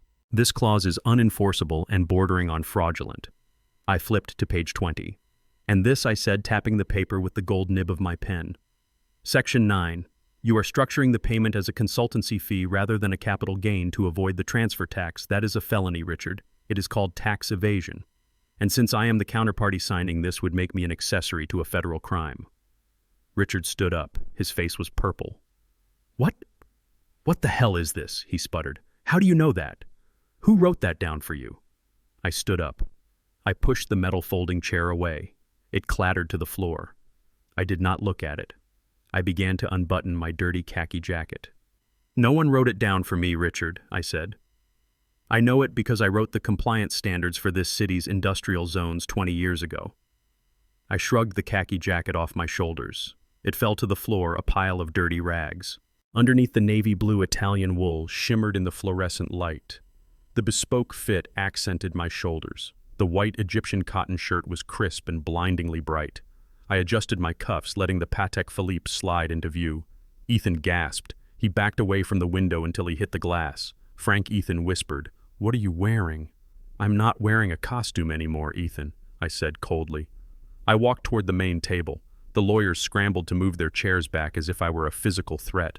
I walked to the head of the table right next to where Richard was standing. He looked at me, his eyes bulging, his mouth opening and closing like a fish out of water. He looked at my suit. He looked at my watch. He looked at the pen in my hand. He realized with a dawning horror that the predator he thought he was trapping was actually a much bigger beast. "Who are you?" Richard whispered, his voice trembling with fear. "You are just a dock worker." I smiled. It was the smile of a shark that had just bitten the boat in half. "I was never just a dock worker, Richard," I said, leaning in close. "I am the man who owns the docks. I am the man who owns the shipping lines that deliver your materials. And as of this morning, I am the man who owns the debt on this building your house and the chair you are standing in front of." I tossed the contract into the air. The pages scattered across the table like confetti. "Sit down, Richard," I commanded. My voice cracked like a whip. "We have a lot to discuss." And this time I brought my own contract. The doors to the boardroom burst open behind me. My team walked in, 5 lawyers in suits that cost more than Richard's car. They carried briefcases stamped with the Rhodes Logistics logo. They did not look at Richard. They looked at me. "Good morning, Mr. Chairman," my lead counsel said. "We have the foreclosure papers ready for your signature." I looked at Richard. He collapsed into his chair, defeated, small, and utterly ruined. "Shall we begin?" I asked. I sat down at the head of the table. And the real meeting began. The conference room was silent except for the humming of the air conditioning and the frantic tapping of Richard Huntington's foot against the leg of the mahogany table. I sat there holding the gold fountain pen Ethan had forced into my hand earlier. The contract lay before me, a sprawling mess of legal jargon designed to strip a naive man of his only asset. But I was not reading it like a naive man anymore. I was reading it like a surgeon looking for a tumor. I flipped the page, my movements precise and deliberate. The trembling hand I had faked at the restaurant was gone. The hunch in my shoulders had vanished. I sat perfectly still, my eyes scanning the indemnification clause on page 14. I looked up. Richard was staring at me. His face was a mask of impatience, but beneath it I could see a flicker of confusion. He had expected me to sign blindly. He had expected the broken old man who spilled soup on himself. Instead, he was watching someone who handled a legal document with the familiarity of a seasoned prosecutor. "Excuse me, Richard," I said, my voice dropping the wavering pitch of the grandfather and settling into a deep, resonant baritone. "I have a question about paragraph 12, section C. It states that the seller waives all rights to future litigation regarding environmental toxicity discovered post-transfer. However, based on the EPA ruling of 1998 regarding industrial zones in this district, that clause is unenforceable and bordering on criminal negligence." The room went dead still. Ethan stopped checking his phone. Catherine froze with her coffee cup halfway to her mouth. Richard blinked once, then twice. He looked at the contract, then back at me. The air in the room shifted instantly. It was no longer a transaction. It was a confrontation. "What did you just say?" Richard asked, his voice low and dangerous. I tapped the paper with the tip of the pen. I said, "Your contract is sloppy, Richard. You are trying to bypass federal regulations by shifting liability to a shell company that does not technically exist yet. I checked the state registry this morning. Huntington Holdings LLC was dissolved 3 weeks ago for tax evasion. You are asking me to sign a contract with a ghost." Richard stood up slowly. He placed his hands on the table, leaning over me like a vulture. But I did not flinch. I did not look away. I met his gaze with a cold, steely intensity that I had kept hidden for years. "Who are you?" Richard whispered. "I am just a retired dock worker," I replied, keeping my face impassive. "Just a man trying to protect his tomatoes." "No, you are not," Richard shouted, slamming his fist onto the table. "A dock worker does not know about EPA rulings. A dock worker does not know how to check state tax registries. A dock worker does not read a 40-page commercial real estate contract in 10 minutes and find the only loophole I tried to bury." He pointed a shaking finger at my face. "Who are you playing at, Frank? Did you hire a lawyer? Is someone feeding you lines through an earpiece? You think you are smart. You are just a senile old man parroting words you do not understand." "I understand perfectly, Richard," I said, leaning back in the leather chair. "I understand that you are desperate. I understand that this contract is not just a land grab, it is a lifeline. And I understand that you are terrified because the old fool you thought you could bully is suddenly speaking your language better than you do." Ethan jumped in, trying to regain control. "Dad, calm down. He probably just Googled some stuff last night. Frank, just sign the paper and stop pretending you are a lawyer. It is pathetic." I looked at Ethan. The boy who was cheating on my daughter. The boy who spent money he did not have. "I am not a lawyer, Ethan," I said softly. "I am the man who hires lawyers." Richard's face turned a shade of purple I had never seen before. He walked around the table, closing the distance between us. He wanted to intimidate me physically. He wanted to use his height and his expensive suit to remind me of my place. "Listen to me, you miserable little liar," Richard hissed, standing right next to me. "I do not know what game you are playing, but it ends now. You are in my building. You are surrounded by my security. You are nothing but a speck of dirt on my shoe. Now pick up that pen and sign, or I will have you thrown out into the street, and I will make sure Jasmine never sees a dime of our money." I looked up at him. I looked at the sweat beading on his forehead. I looked at the fear in his eyes. He was not angry because I was resisting. He was angry because he sensed a predator in the room, and he could not understand why the predator looked like a prey. "You are right, Richard," I said, standing up. I stood up slowly, unfolding my frame to its full height. My knee did not buckle. My back did not bend. I stood taller than him. I looked down at him. This game does end now. I reached for the buttons of my old stained khaki jacket, the jacket that had defined me in their eyes for 5 years, the jacket that smelled of oil and poverty, the jacket that was my shield and my disguise. "What are you doing?" Catherine asked, her voice shrill with panic. "I am getting comfortable, Catherine," I said. "It is getting a little hot in here. Don't you think?" I undid the last button. I shrugged my shoulders and let the khaki jacket slide down my arms. It hit the floor with a soft thud. A pile of dirty fabric. A pile of lies. Underneath, I was wearing the navy blue bespoke suit from Milan. The fabric caught the light, shimmering with the quality that only money and power can buy. The cut was perfect, accentuating the broad shoulders of a man who had built bridges and moved mountains. The white Egyptian cotton shirt was crisp and blindingly bright against the dark wool. I saw their eyes widen. They scanned me from top to bottom. They looked at the hand-stitched lapels. They looked at the silk tie I had slipped on in the truck. They looked at the way I stood. The transformation was absolute. The hunched, fearful old man was gone. In his place stood a titan of industry. But I was not done. I raised my left hand to adjust my cuff. The motion was deliberate. I let the sleeve of my jacket ride up just enough. The light from the chandelier hit the Patek Philippe Nautilus on my wrist. The steel and blue dial gleamed. It was unmistakable. It was not just a watch. It was a statement. It was a watch that cost more than Richard's car. It was a watch that you could not just buy, you had to be invited to buy. Catherine gasped. Her hand flew to her mouth. She knew jewelry. She knew status. And she knew that a retired dock worker does not wear a $100,000 timepiece. Is that real?" she stammered, pointing at my wrist. "It is as real as the debt you owe Catherine," I said, my voice cold and hard. Richard took a step back. He looked at the suit. He looked at the watch. He looked at my face. The pieces were not fitting together in his mind. "Where did you steal that?" he demanded, his voice trembling.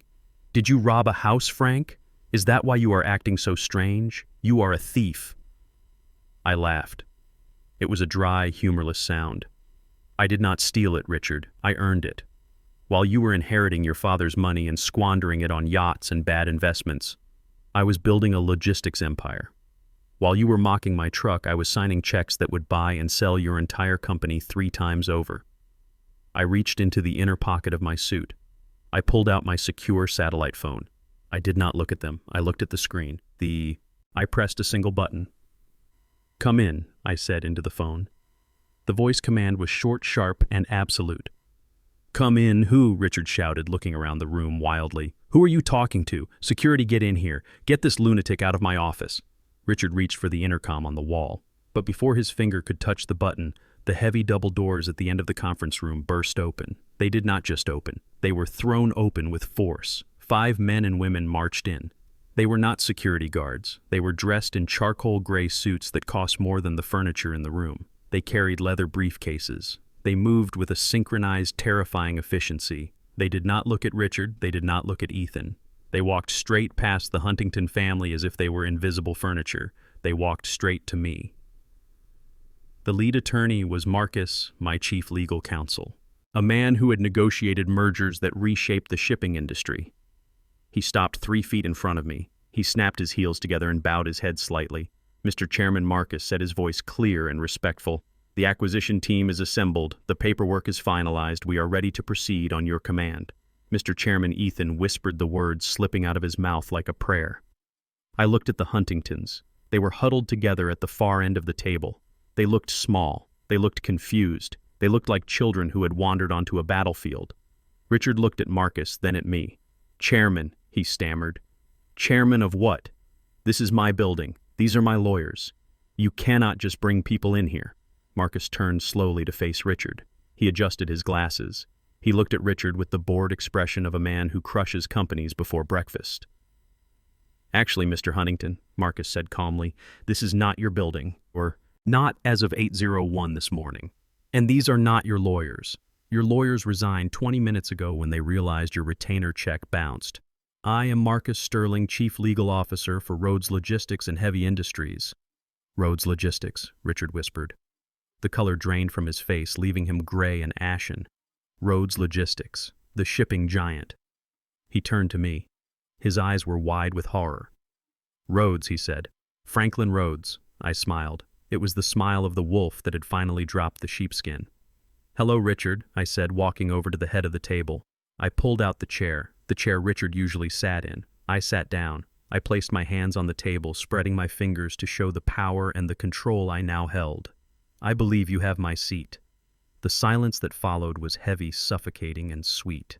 The balance of power had not just shifted, it had been obliterated. The poor, naive father was dead. The chairman had arrived. And the meeting was just beginning. The silence in the boardroom was heavy enough to crush a man. My chief legal counsel, Marcus, stood by my side like a statue carved from granite. He placed a single black folder on the mahogany table. The sound of the heavy leather binder hitting the wood echoed like a gunshot. Richard stared at the folder. He looked as if it were a bomb that was about to detonate. His hands were gripping the edge of the table so tightly that his knuckles were white. Marcus adjusted his glasses and looked down at the trembling family. He did not raise his voice. He did not need to. He spoke with the calm, absolute authority of a man who knows he holds the winning hand in a high-stakes poker game. "Mr. Huntington," Marcus began. "At 7:45 this morning, Rhodes Logistics and Heavy Industries executed a block purchase agreement with Apex Capital. As you know, Apex held the primary mortgage on this building, the construction loans for the riverfront project, and the personal liens against your residential estates. They were quite eager to sell. In fact, they sold us the entire debt portfolio for 80 cents on the dollar." Richard blinked. He shook his head slowly as if trying to clear water from his ears. "I do not understand," he whispered. "You bought our loans. So what? We will just pay you. We will pay the monthly installments to you instead of Apex. What is the difference?" Marcus smiled. It was a thin, shark-like smile. "The difference, Mr. Huntington, is the default clause. According to the contract you signed with Apex 3 years ago, any change in the primary ownership of the debt triggers an immediate review of the collateral value. If the new lien holder deems the collateral insufficient or the borrower insolvent, they have the right to demand full repayment immediately." "Full repayment." Richard gasped. The air left his lungs. "Yes," Marcus continued. "As of this moment, Rhodes Logistics is exercising that right. We have reviewed your financials. Your assets are over-leveraged, your cash flow is negative, and your management is incompetent. Therefore, we are calling in the loan. The total amount due, including penalties and accrued interest, is $412 million. Marcus slid the black folder across the table. It stopped inches from Richard's hand. We will accept a wire transfer or a certified cashier's check, Marcus said, and we will need it by the end of business today. Ethan let out a sound that was half laugh, half sob. 400 million. We do not have 400 million. Nobody has that kind of cash lying around. Then you are in default, Marcus said simply. And since you are in default, we are exercising our right to seize the collateral, which includes this building, the land, your equipment, and your personal homes. This is a joke, Richard shouted. He jumped up from his chair, knocking it over. It crashed loudly to the floor. This is a sick, twisted joke. You cannot do this. You cannot just walk in here and take my company. I built this. My father built this. You destroyed this, I said. My voice cut through his shouting like a blade. I sat comfortably in the chairman's seat watching him unravel. You gambled with money you did not have, Richard. You treated your company like a casino and your employees like chips, and now the house has come to collect. You are lying, Richard screamed. He pointed a shaking finger at me. You are a liar, Frank. You are a fraud. You do not have that kind of money. Apex would never sell to you. You are just a retired dock worker. This is a trick. He reached into his pocket and pulled out his phone. His hands were shaking so badly he dropped it twice before he could dial. I am calling Johnson, he yelled. I am calling the CEO of Apex. He is a personal friend. We play golf together. He will tell me this is all a lie. He will have you arrested for fraud. I sat back and interlaced my fingers. Go ahead, Richard. Call him. Put it on speaker. I would love to say hello to Johnson. I haven't spoken to him since I bought his wife a racehorse last year. Richard glared at me. He stabbed at the screen of his phone. He waited. The ringing sound echoed in the silent room. 1 ring, 2 rings, 3 rings. Finally, a voice answered. But it was not the warm, friendly voice of a golf buddy. It was the cold, hurried voice of a man who was busy counting money. This is Johnson, the voice said. Johnson, it is Richard. Richard Huntington. There was a pause on the other end. A long, uncomfortable pause. Richard, the voice said. I thought I told my secretary to block your number. Richard froze. What? Johnson, what are you talking about? Listen to me. There is a madman in my office. A guy named Franklin Rhodes. He claims he bought my debt. He claims he owns the note. Tell him he is crazy, Johnson. Tell him we have a deal. There was a sigh on the other end of the line. He is not crazy, Richard. Mr. Rhodes wired the funds this morning. The deal is done. We transferred the title and the liens at 8 a.m. But why? Richard screamed, his voice cracking. Why would you do that to me? We are friends. We are not friends, Richard, the voice snapped. We are business associates, and you are a bad investment. You have missed 3 payments, your project is stalled, and frankly, you are annoying. Mr. Rhodes offered me a clean exit, cash up front. I took it. But he is going to foreclose, Richard pleaded. He is going to take everything. That is between you and him now, Johnson said. Goodbye, Richard. Do not call this number again. The line went dead. Richard stood there holding the phone. He looked at the screen as if it had betrayed him. He looked at Ethan. He looked at Catherine. They were staring back at him with horror. The reality was sinking in. The safety net was gone. The old money prestige was gone. They were standing on a trapdoor and I had just pulled the lever. Richard lowered the phone slowly. He looked at me. His eyes were wide and glassy. He looked like a man who had just watched his house burn down. You really did it, he whispered. I did, I said. Richard collapsed back into his chair. Or rather, he tried to. But the chair was still on the floor where he had knocked it over. He stumbled and almost fell, catching himself on the edge of the table. It was a pathetic sight. The lion of the industry stumbling like a drunkard. Why, Richard asked, his voice trembling. Why go to all this trouble? Why the disguise? Why the fake truck? Why the dinner? If you wanted the company, why didn't you just make a hostile takeover bid months ago? Because I wanted to see who you really were, I said. I leaned forward, resting my elbows on the table. I wanted to see if there was any redeeming quality in this family. I wanted to see if you treated people with respect. I wanted to see if you loved my daughter, or if you just loved her utility. I paused, letting my gaze drift to Ethan, and I found my answer. I continued. You are rot. You are decay wrapped in silk. You treated me like a dog because you thought I was poor. You treated Jasmine like a servant because you thought she was weak.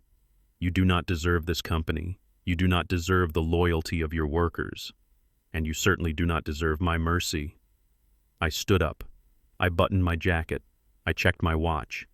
It is now 8:15, I said. The transfer is official. I looked around the room. I looked at the expensive paintings on the walls. I looked at the view of the city skyline. I looked at the crystal decanters on the sideboard. This is a nice office, I said casually. The feng shui is a bit off, but the view is spectacular. I think I will keep it. In fact, I think I will make this my personal office when I am in town. I turned to Marcus. Marcus, issue the order. Marcus nodded. He pulled a document from his briefcase. Mr. Huntington, Mrs. Huntington, Ethan, Marcus announced. This is an immediate eviction notice. As the new owners of the property, Rhodes Logistics is exercising its right to secure the premises. You are trespassing. Trespassing, Catherine shrieked. She found her voice at last. This is my office. I decorated this room. You cannot just kick us out. We have personal items here. My laptop, my purse. I shook my head. Read the contract, Catherine, I said. The one you tried to make me sign. It says that in the event of default, all assets on the premises become the property of the lien holder. That includes the furniture, the computers, and yes, even the contents of the safe. But my purse, she cried, clutching her designer bag. I will let you keep the purse, I said. Consider it a parting gift. But everything else stays. The laptops stay. The phones stay. They are company property and you no longer work for the company. Security, I called out. The door opened again. 4 large men in black uniforms walked in. They were my personal security detail. They looked like walls of muscle. Escort these visitors off the premises, I said. Visitors, Richard sputtered. I am the CEO. Not anymore, I said. You are unemployed, Richard. And judging by your credit report, you are also homeless. One of the security guards stepped forward. He was a giant of a man named Tiny. He stopped in front of Richard. Sir Tiny said, his voice deep and rumble. If you could please step this way. Richard looked at Tiny. He looked at me. He looked at the window as if thinking about jumping. Then his shoulders slumped. The fight went out of him. He looked old, older than me. Come on, Richard. Catherine sobbed, grabbing his arm. Let's go.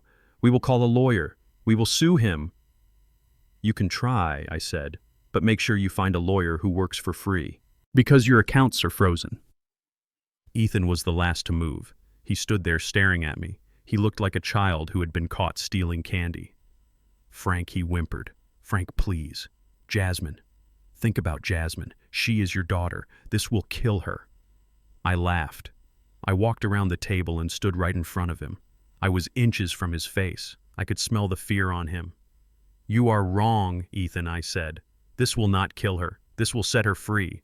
Jasmine is a Rhodes. She is a survivor. She will be just fine. But you, Ethan, you are going to learn what it is really like to be poor. You are going to learn what it is like to work for a living, and I have a feeling you are not going to like it. I pointed to the door. Now get out of my office. Ethan flinched. He turned and ran. He actually ran. He pushed past his parents and fled the room. Richard and Catherine followed him, dragging their feet, their heads bowed in shame. I watched them go. I watched the door close behind them. The silence returned to the room. But it was a different kind of silence. It was the silence of victory. It was the silence of justice. I walked to the window. I looked down at the street. I saw 3 small figures walking out of the building. They looked lost. They looked confused. They were standing on the sidewalk waiting for a taxi because their cars had already been booted by my team. I took a deep breath. I felt light. I felt clean. The masquerade was over. The poor, naive father was gone forever. I turned back to the room. I looked at Marcus. Get the cleaning crew in here, I said. I want this place scrubbed from top to bottom. It smells like greed in here. Yes, Mr. Chairman, Marcus said. And Marcus, I added. Yes, sir. Order some flowers, white lilies. Jasmine's favorite. Send them to my daughter with a note. What should the note say, sir? I smiled. Tell her that the weeds have been pulled. It is time to plant the garden. The room was quiet now that Richard and Catherine had been escorted out. The air felt lighter, scrubbed clean of their toxic arrogance.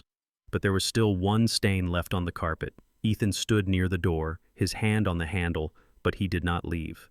He watched his parents disappear down the hallway, and then he turned back. He looked at me sitting in the chairman's seat and realized that begging me was futile. I was a wall of stone. So he did what cowards always do. He turned to the person he thought was weak. He turned to Jasmine. Jasmine was standing by the window, her back to the room, her arms wrapped around herself. She was wearing the blue suit I had asked her to wear. It was sharp and professional, but her posture was still that of a broken wife. Ethan saw this. He saw an opening. He let go of the door handle and walked toward her. His steps were slow and hesitant, like a man approaching a frightened animal. Jasmine, Ethan whispered. His voice was trembling, filled with a manufactured vulnerability. Jasmine, baby, please look at me. Jasmine did not turn. She stiffened her knuckles, turning white as she gripped her own elbows. Ethan got closer. He reached out a hand to touch her shoulder, but stopped just inches away. He knew he was on thin ice. I know this looks bad, Ethan said, his voice gaining a desperate speed. I know my parents were harsh. I know I should have stood up for you, but you have to understand the pressure I was under. They controlled everything, Jasmine. The money, the house, my job. I was trapped. I only did what they told me because I wanted to protect us. I wanted to secure our future. He was gaslighting her. Even now, with his world crumbling, he was trying to twist reality to make himself the victim. I watched him from the table. I could have stopped him. I could have ordered security to drag him out. But I stayed silent. Jasmine needed to hear this. She needed to see the depths of his selfishness so she could finally let go. Ethan moved around her so he was standing in her line of sight. Jasmine looked down at the floor, refusing to meet his eyes. Ethan dropped to his knees. He did it dramatically, falling to the plush carpet with a heavy thud. He grabbed her hand. She tried to pull away, but he held on tight, pressing his face against her palm. Please, Jasmine, he sobbed. Don't let your father do this to us. We are a team. We are going to be parents. Think about the baby. Do you want our child to grow up without a father? Do you want to destroy our family over a business deal? Talk to him. Tell him to stop. He listens to you. Tell him to give us the house back. Tell him to forgive the debt. We can start over, just you and me. I watched Jasmine's face. For a second I saw a flicker of hesitation. It was the instinct of a woman who had been trained to forgive, trained to fix broken men. Ethan sensed it too. He squeezed her hand tighter. I love you, Jasmine, he lied. I have always loved you. You are the only good thing in my life. Don't leave me. Not now. I will change. I promise. I will be the husband you deserve. Just save me. Please. It was a pathetic performance, but to a heart that is starving for affection, even a poisoned crumb can look like a feast. I knew I had to intervene. Not with force, but with the truth. The kind of truth that burns everything to ash so that something new can grow. I cleared my throat. The sound was like a gavel striking wood. Get up, Ethan, I said. My voice was low, but it carried across the room with undeniable command.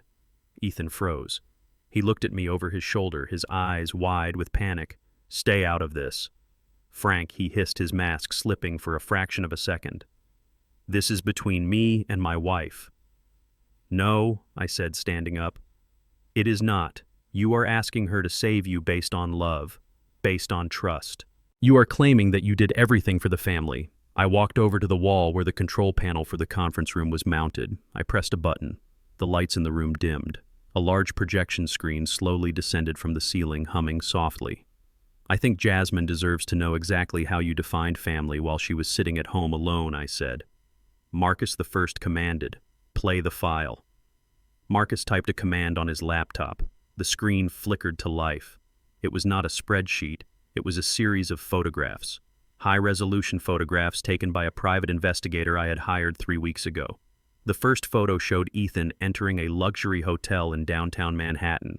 He was not alone. He was with a woman. She was young blonde and wearing a dress that cost more than Jasmine's entire wardrobe. Her name was Clara Miller. Ethan gasped. He scrambled to his feet, releasing Jasmine's hand as if it burned him. What is this? Ethan shouted. This is fake. You photoshopped this. Jasmine, don't look.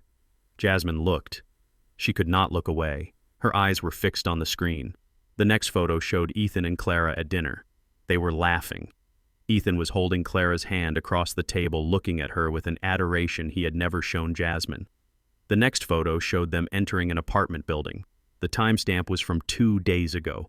2 days ago when Ethan had told Jasmine he was working late to close a deal to save the company. He was working late, I said, my voice cutting through the dark room, but not on the business. Ethan turned to Jasmine. He was sweating profusely now. Jasmine, listen, it is not what it looks like. She is a client, a consultant. We were just discussing strategy. Strategy, I repeated. Marcus showed the financials. The image on the screen changed. It was a bank statement, but not Ethan's bank statement. It was a joint account. The account Jasmine had set up with her inheritance from her grandmother. The account she was saving for the baby's college fund. I walked closer to the screen, pointing at the highlighted lines. The Ritz-Carlton, $500. Tiffany & Company, $2,000. The Le Méridien Spa, $800. I turned to look at Ethan. He was backing away toward the wall, shaking his head. You didn't just cheat on her, Ethan. I said, my anger cold and precise. You funded your affair with your wife's money. You stole from your unborn child to buy gifts for your mistress. You stood there 5 minutes ago and talked about protecting the family, but you were the one robbing it blind. Jasmine made a sound. It was a sharp intake of breath, like she had been punched in the gut. She looked at the screen.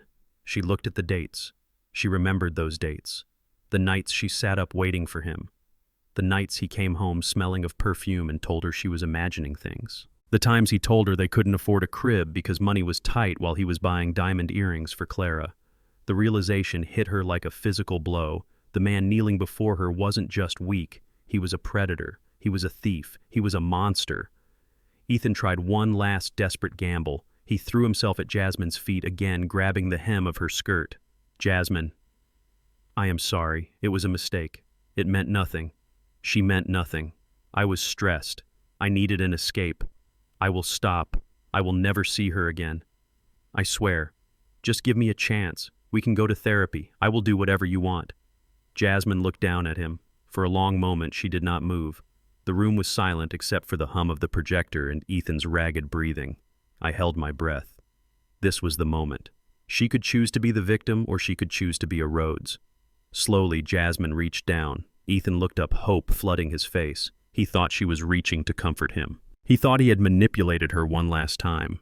But Jasmine did not touch his face. She grabbed his hands, which were clutching her skirt, and she peeled them off. She did it with a strength I didn't know she had. She shoved his hands away. Stand up, Jasmine said. Her voice was not loud, but it was steady. It was ice cold. Ethan blinked. What? Stand up, she repeated. I don't want you on your knees. I want to look you in the eye. Ethan scrambled up, wiping his face. He looked at her, searching for a sign of forgiveness. Babe, thank you. I knew you would understand. I knew you loved me. Jasmine stared at him. Her eyes were dry. The tears were gone. In their place was a clarity that was terrifying to behold. I did love you, Jasmine said. I loved you so much that I let you make me feel small. I let you tell me what to wear. I let your mother insult me. I let your father mock my dad. I endured it all because I thought you were my partner. I thought we were building something. She took a step closer to him. Ethan took a step back, intimidated by the sudden intensity radiating from her. But I was wrong, Jasmine continued. You are not my partner.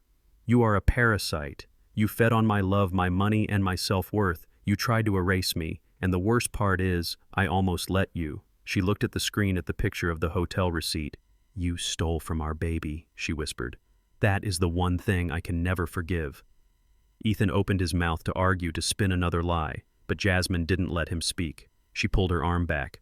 The movement was fluid and fast. The sound of the slap was louder than the one Catherine had delivered the night before. It was a crack that echoed through the boardroom like a whip. Jasmine's hand connected with Ethan's cheek with all the force of 3 years of suppressed rage. Ethan's head snapped to the side. He stumbled back, clutching his face. He looked at her in shock.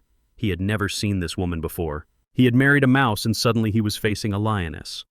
Jasmine didn't shake her hand. She didn't apologize. She stood tall, her chin raised, looking down at him with absolute contempt. I want a divorce, she said. Ethan stammered. Jasmine, you can't be serious. The baby. My lawyer will be in touch, she interrupted. And don't worry about custody. After seeing this evidence, no judge in New York will let you within 50 feet of my child. She reached up and took off her wedding ring. It was a modest ring, one that Ethan had claimed was a family heirloom but was actually bought at a pawn shop. She looked at it for a second, then tossed it at his chest. It bounced off his tie and fell onto the carpet. You can sell that to pay for your hotel room tonight, Jasmine said. Because you are certainly not coming back to my house. She turned to me. Her face was pale, but her eyes were shining with a fierce, proud light. Dad, she said, I am ready to go now. I felt a lump in my throat. I had never been prouder of her. I walked over and put my arm around her shoulder. Let's go, sweetheart, I said. I looked at Ethan one last time. He was standing there holding his cheek, surrounded by images of his own betrayal. He was broken. He was bankrupt. And he was alone. Tiny, I called out to the security guard. Yes, Mr. Chairman.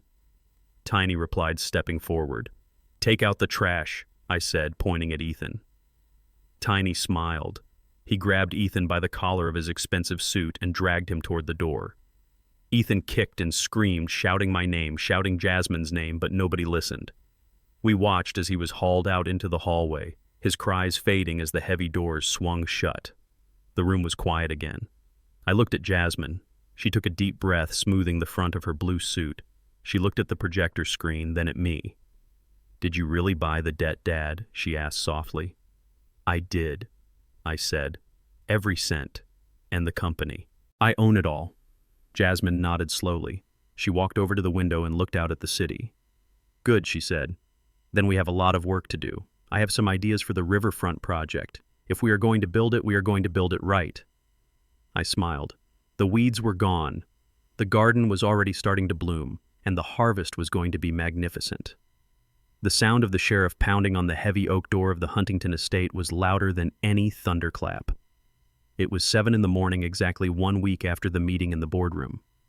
I was not there to see it, but my security team sent me the video footage. I watched it with a cup of black coffee in my hand, feeling a sense of closure that was cold and hard like steel. Richard opened the door, still wearing his silk pajamas. He looked disheveled. His eyes were red-rimmed from lack of sleep and too much scotch. When he saw the sheriff standing there, flanked by 4 deputies, he tried to summon the ghost of his former authority. What is the meaning of this? Richard shouted, his voice cracking. Do you know who I am? I am Richard Huntington. Get off my porch. The sheriff did not blink. He held up a piece of paper. The eviction notice signed by a judge who used to play golf with Richard, but who now would not return his calls. We are here to execute a writ of possession, sir, the sheriff said calmly. You have been given 5 days to vacate. That time expired at midnight. You are now trespassing on private property owned by Rhodes Logistics. Trespassing, Richard screamed. This is my house. My father built this house. Not anymore, sir, the sheriff said, stepping forward. You have 10 minutes to gather your personal essentials. Medication and clothing only. Everything else stays. Furniture, art, electronics. It all belongs to the bank now. And the bank belongs to Mr. Rhodes. I watched as Catherine appeared behind Richard. She was not screaming. She was sobbing. She was clutching a jewelry box to her chest. A deputy gently took it from her hands. I am sorry, ma'am, the deputy said. That is listed as a secured asset. You cannot take it. But it is my mother's necklace, she wailed, reaching for it. It was bought with company funds, the deputy said. It stays. 10 minutes later, the great Huntington family was standing on the sidewalk. They were not leaving in a limousine. They were leaving in a taxi, and they were not carrying Louis Vuitton luggage. They were holding 3 black plastic garbage bags filled with socks, underwear, and a few toiletries. The neighbors were watching. People who had attended their parties, people who had drunk their wine and laughed at their jokes were now peering through their curtains. No one came out to help. No one offered them a place to stay. The smell of failure is contagious, and in their world, isolation is the ultimate punishment. Ethan was the last to come out. He was wearing a tracksuit that looked 2 sizes too big. He looked at the house one last time. He looked at the manicured lawn he used to brag about. Then he looked at the taxi. He climbed into the back seat, sitting between his weeping mother and his broken father. As the taxi pulled away, leaving them to a future of rented rooms and public transportation, I turned off the video. Justice is not always loud. Sometimes it is just the sound of a taxi driving away into obscurity. That evening, the atmosphere was very different. I pulled my truck up to the entrance of Ciel. I had not sold the truck. I kept it as a reminder. But this time when I pulled up the valet, Kevin did not sneer. He did not tell me to park down the block. He sprinted to my door. He opened it with a flourish usually reserved for royalty. "Good evening, Mr. Chairman," Kevin said, bowing his head. "It is an honor to see you again." I stepped out wearing my navy suit. I handed him the keys. "Keep it close, Kevin," I said, placing a $100 bill in his hand. "And be careful with the clutch. She is sensitive." "I will guard it with my life, sir," Kevin said. I walked into the restaurant. Jasmine was waiting for me in the lobby. She looked radiant. She was wearing a soft yellow dress that showed off her baby bump. Her hair was loose and she was smiling. It was a real smile, the kind that reaches the eyes. The shadow of fear that had hung over her for 3 years was gone. "Dad," she said, hugging me tight. We walked into the dining room. The manager rushed over. He did not lead us to the corner table near the kitchen. He led us to the prime table by the floor-to-ceiling window overlooking the city skyline. The same table where Richard used to hold court. "The best table for you, Mr. Rhodes," the manager said, pulling out Jasmine's chair. "And congratulations on the acquisition. The staff is very excited to work for you. We have heard you offer excellent health benefits." I nodded. "Treat your people well and they will build your castle. Treat them poorly and they will open the gate for the enemy." We sat down. The view was breathtaking. The city lights twinkled below us like a sea of diamonds, but the most beautiful thing in the room was my daughter's face. I ordered the ribeye steak. Jasmine ordered the lobster. We did not look at the prices. We ate. We laughed. We talked about the baby. She told me she wanted to name him Franklin after me. I told her that was a terrible idea because I did not want the kid to be grumpy. Halfway through the meal, Jasmine reached across the table and took my hand. "Thank you, Dad," she whispered. "Not for the money, but for saving me. I forgot who I was." "You reminded me." "You saved yourself, Jasmine," I said. "I just gave you the shovel. You were the one who dug yourself out." She looked out the window at the city. Somewhere out there, Ethan was probably sitting in a cheap motel room realizing that the credit card in his pocket had been declined. I felt no pity. I only felt peace. The balance had been restored. The predators had become the prey, and the good people were finally eating at the big table. After dinner, I stood by the window looking out at the harbor. I could see the cranes of the port in the distance. They were moving, lifting containers, feeding the economy of the city. My cranes, my city. I thought about the khaki jacket hanging in my closet.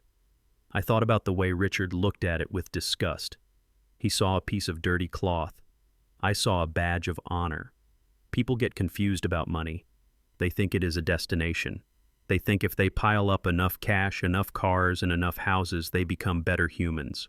But money is just a magnifying glass. If you are a good person, money makes you able to do more good. If you are a bad person, money just allows you to be a bigger monster. Richard and Catherine had millions, but they were spiritually bankrupt long before their bank accounts ran dry. They thought their worth was in their silk dresses and their Italian suits. But when you strip all that away, what is left? I looked at my reflection in the glass. I saw an old man with a bad leg. I saw a father. I saw a fighter. I touched the lapel of my bespoke suit. It felt nice, but it did not feel any better than the work shirt I wore when I earned my first paycheck. True wealth is not what you have in the bank. True wealth is the ability to walk into a room and know that you do not have to bow to anyone. True wealth is looking at your child and knowing she is safe. True wealth is sleeping soundly at night knowing that you earned every single thing you have. I turned back to Jasmine.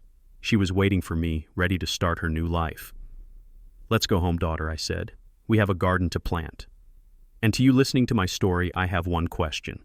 If you had to choose between $1 million and the respect of the people you love, which would you pick?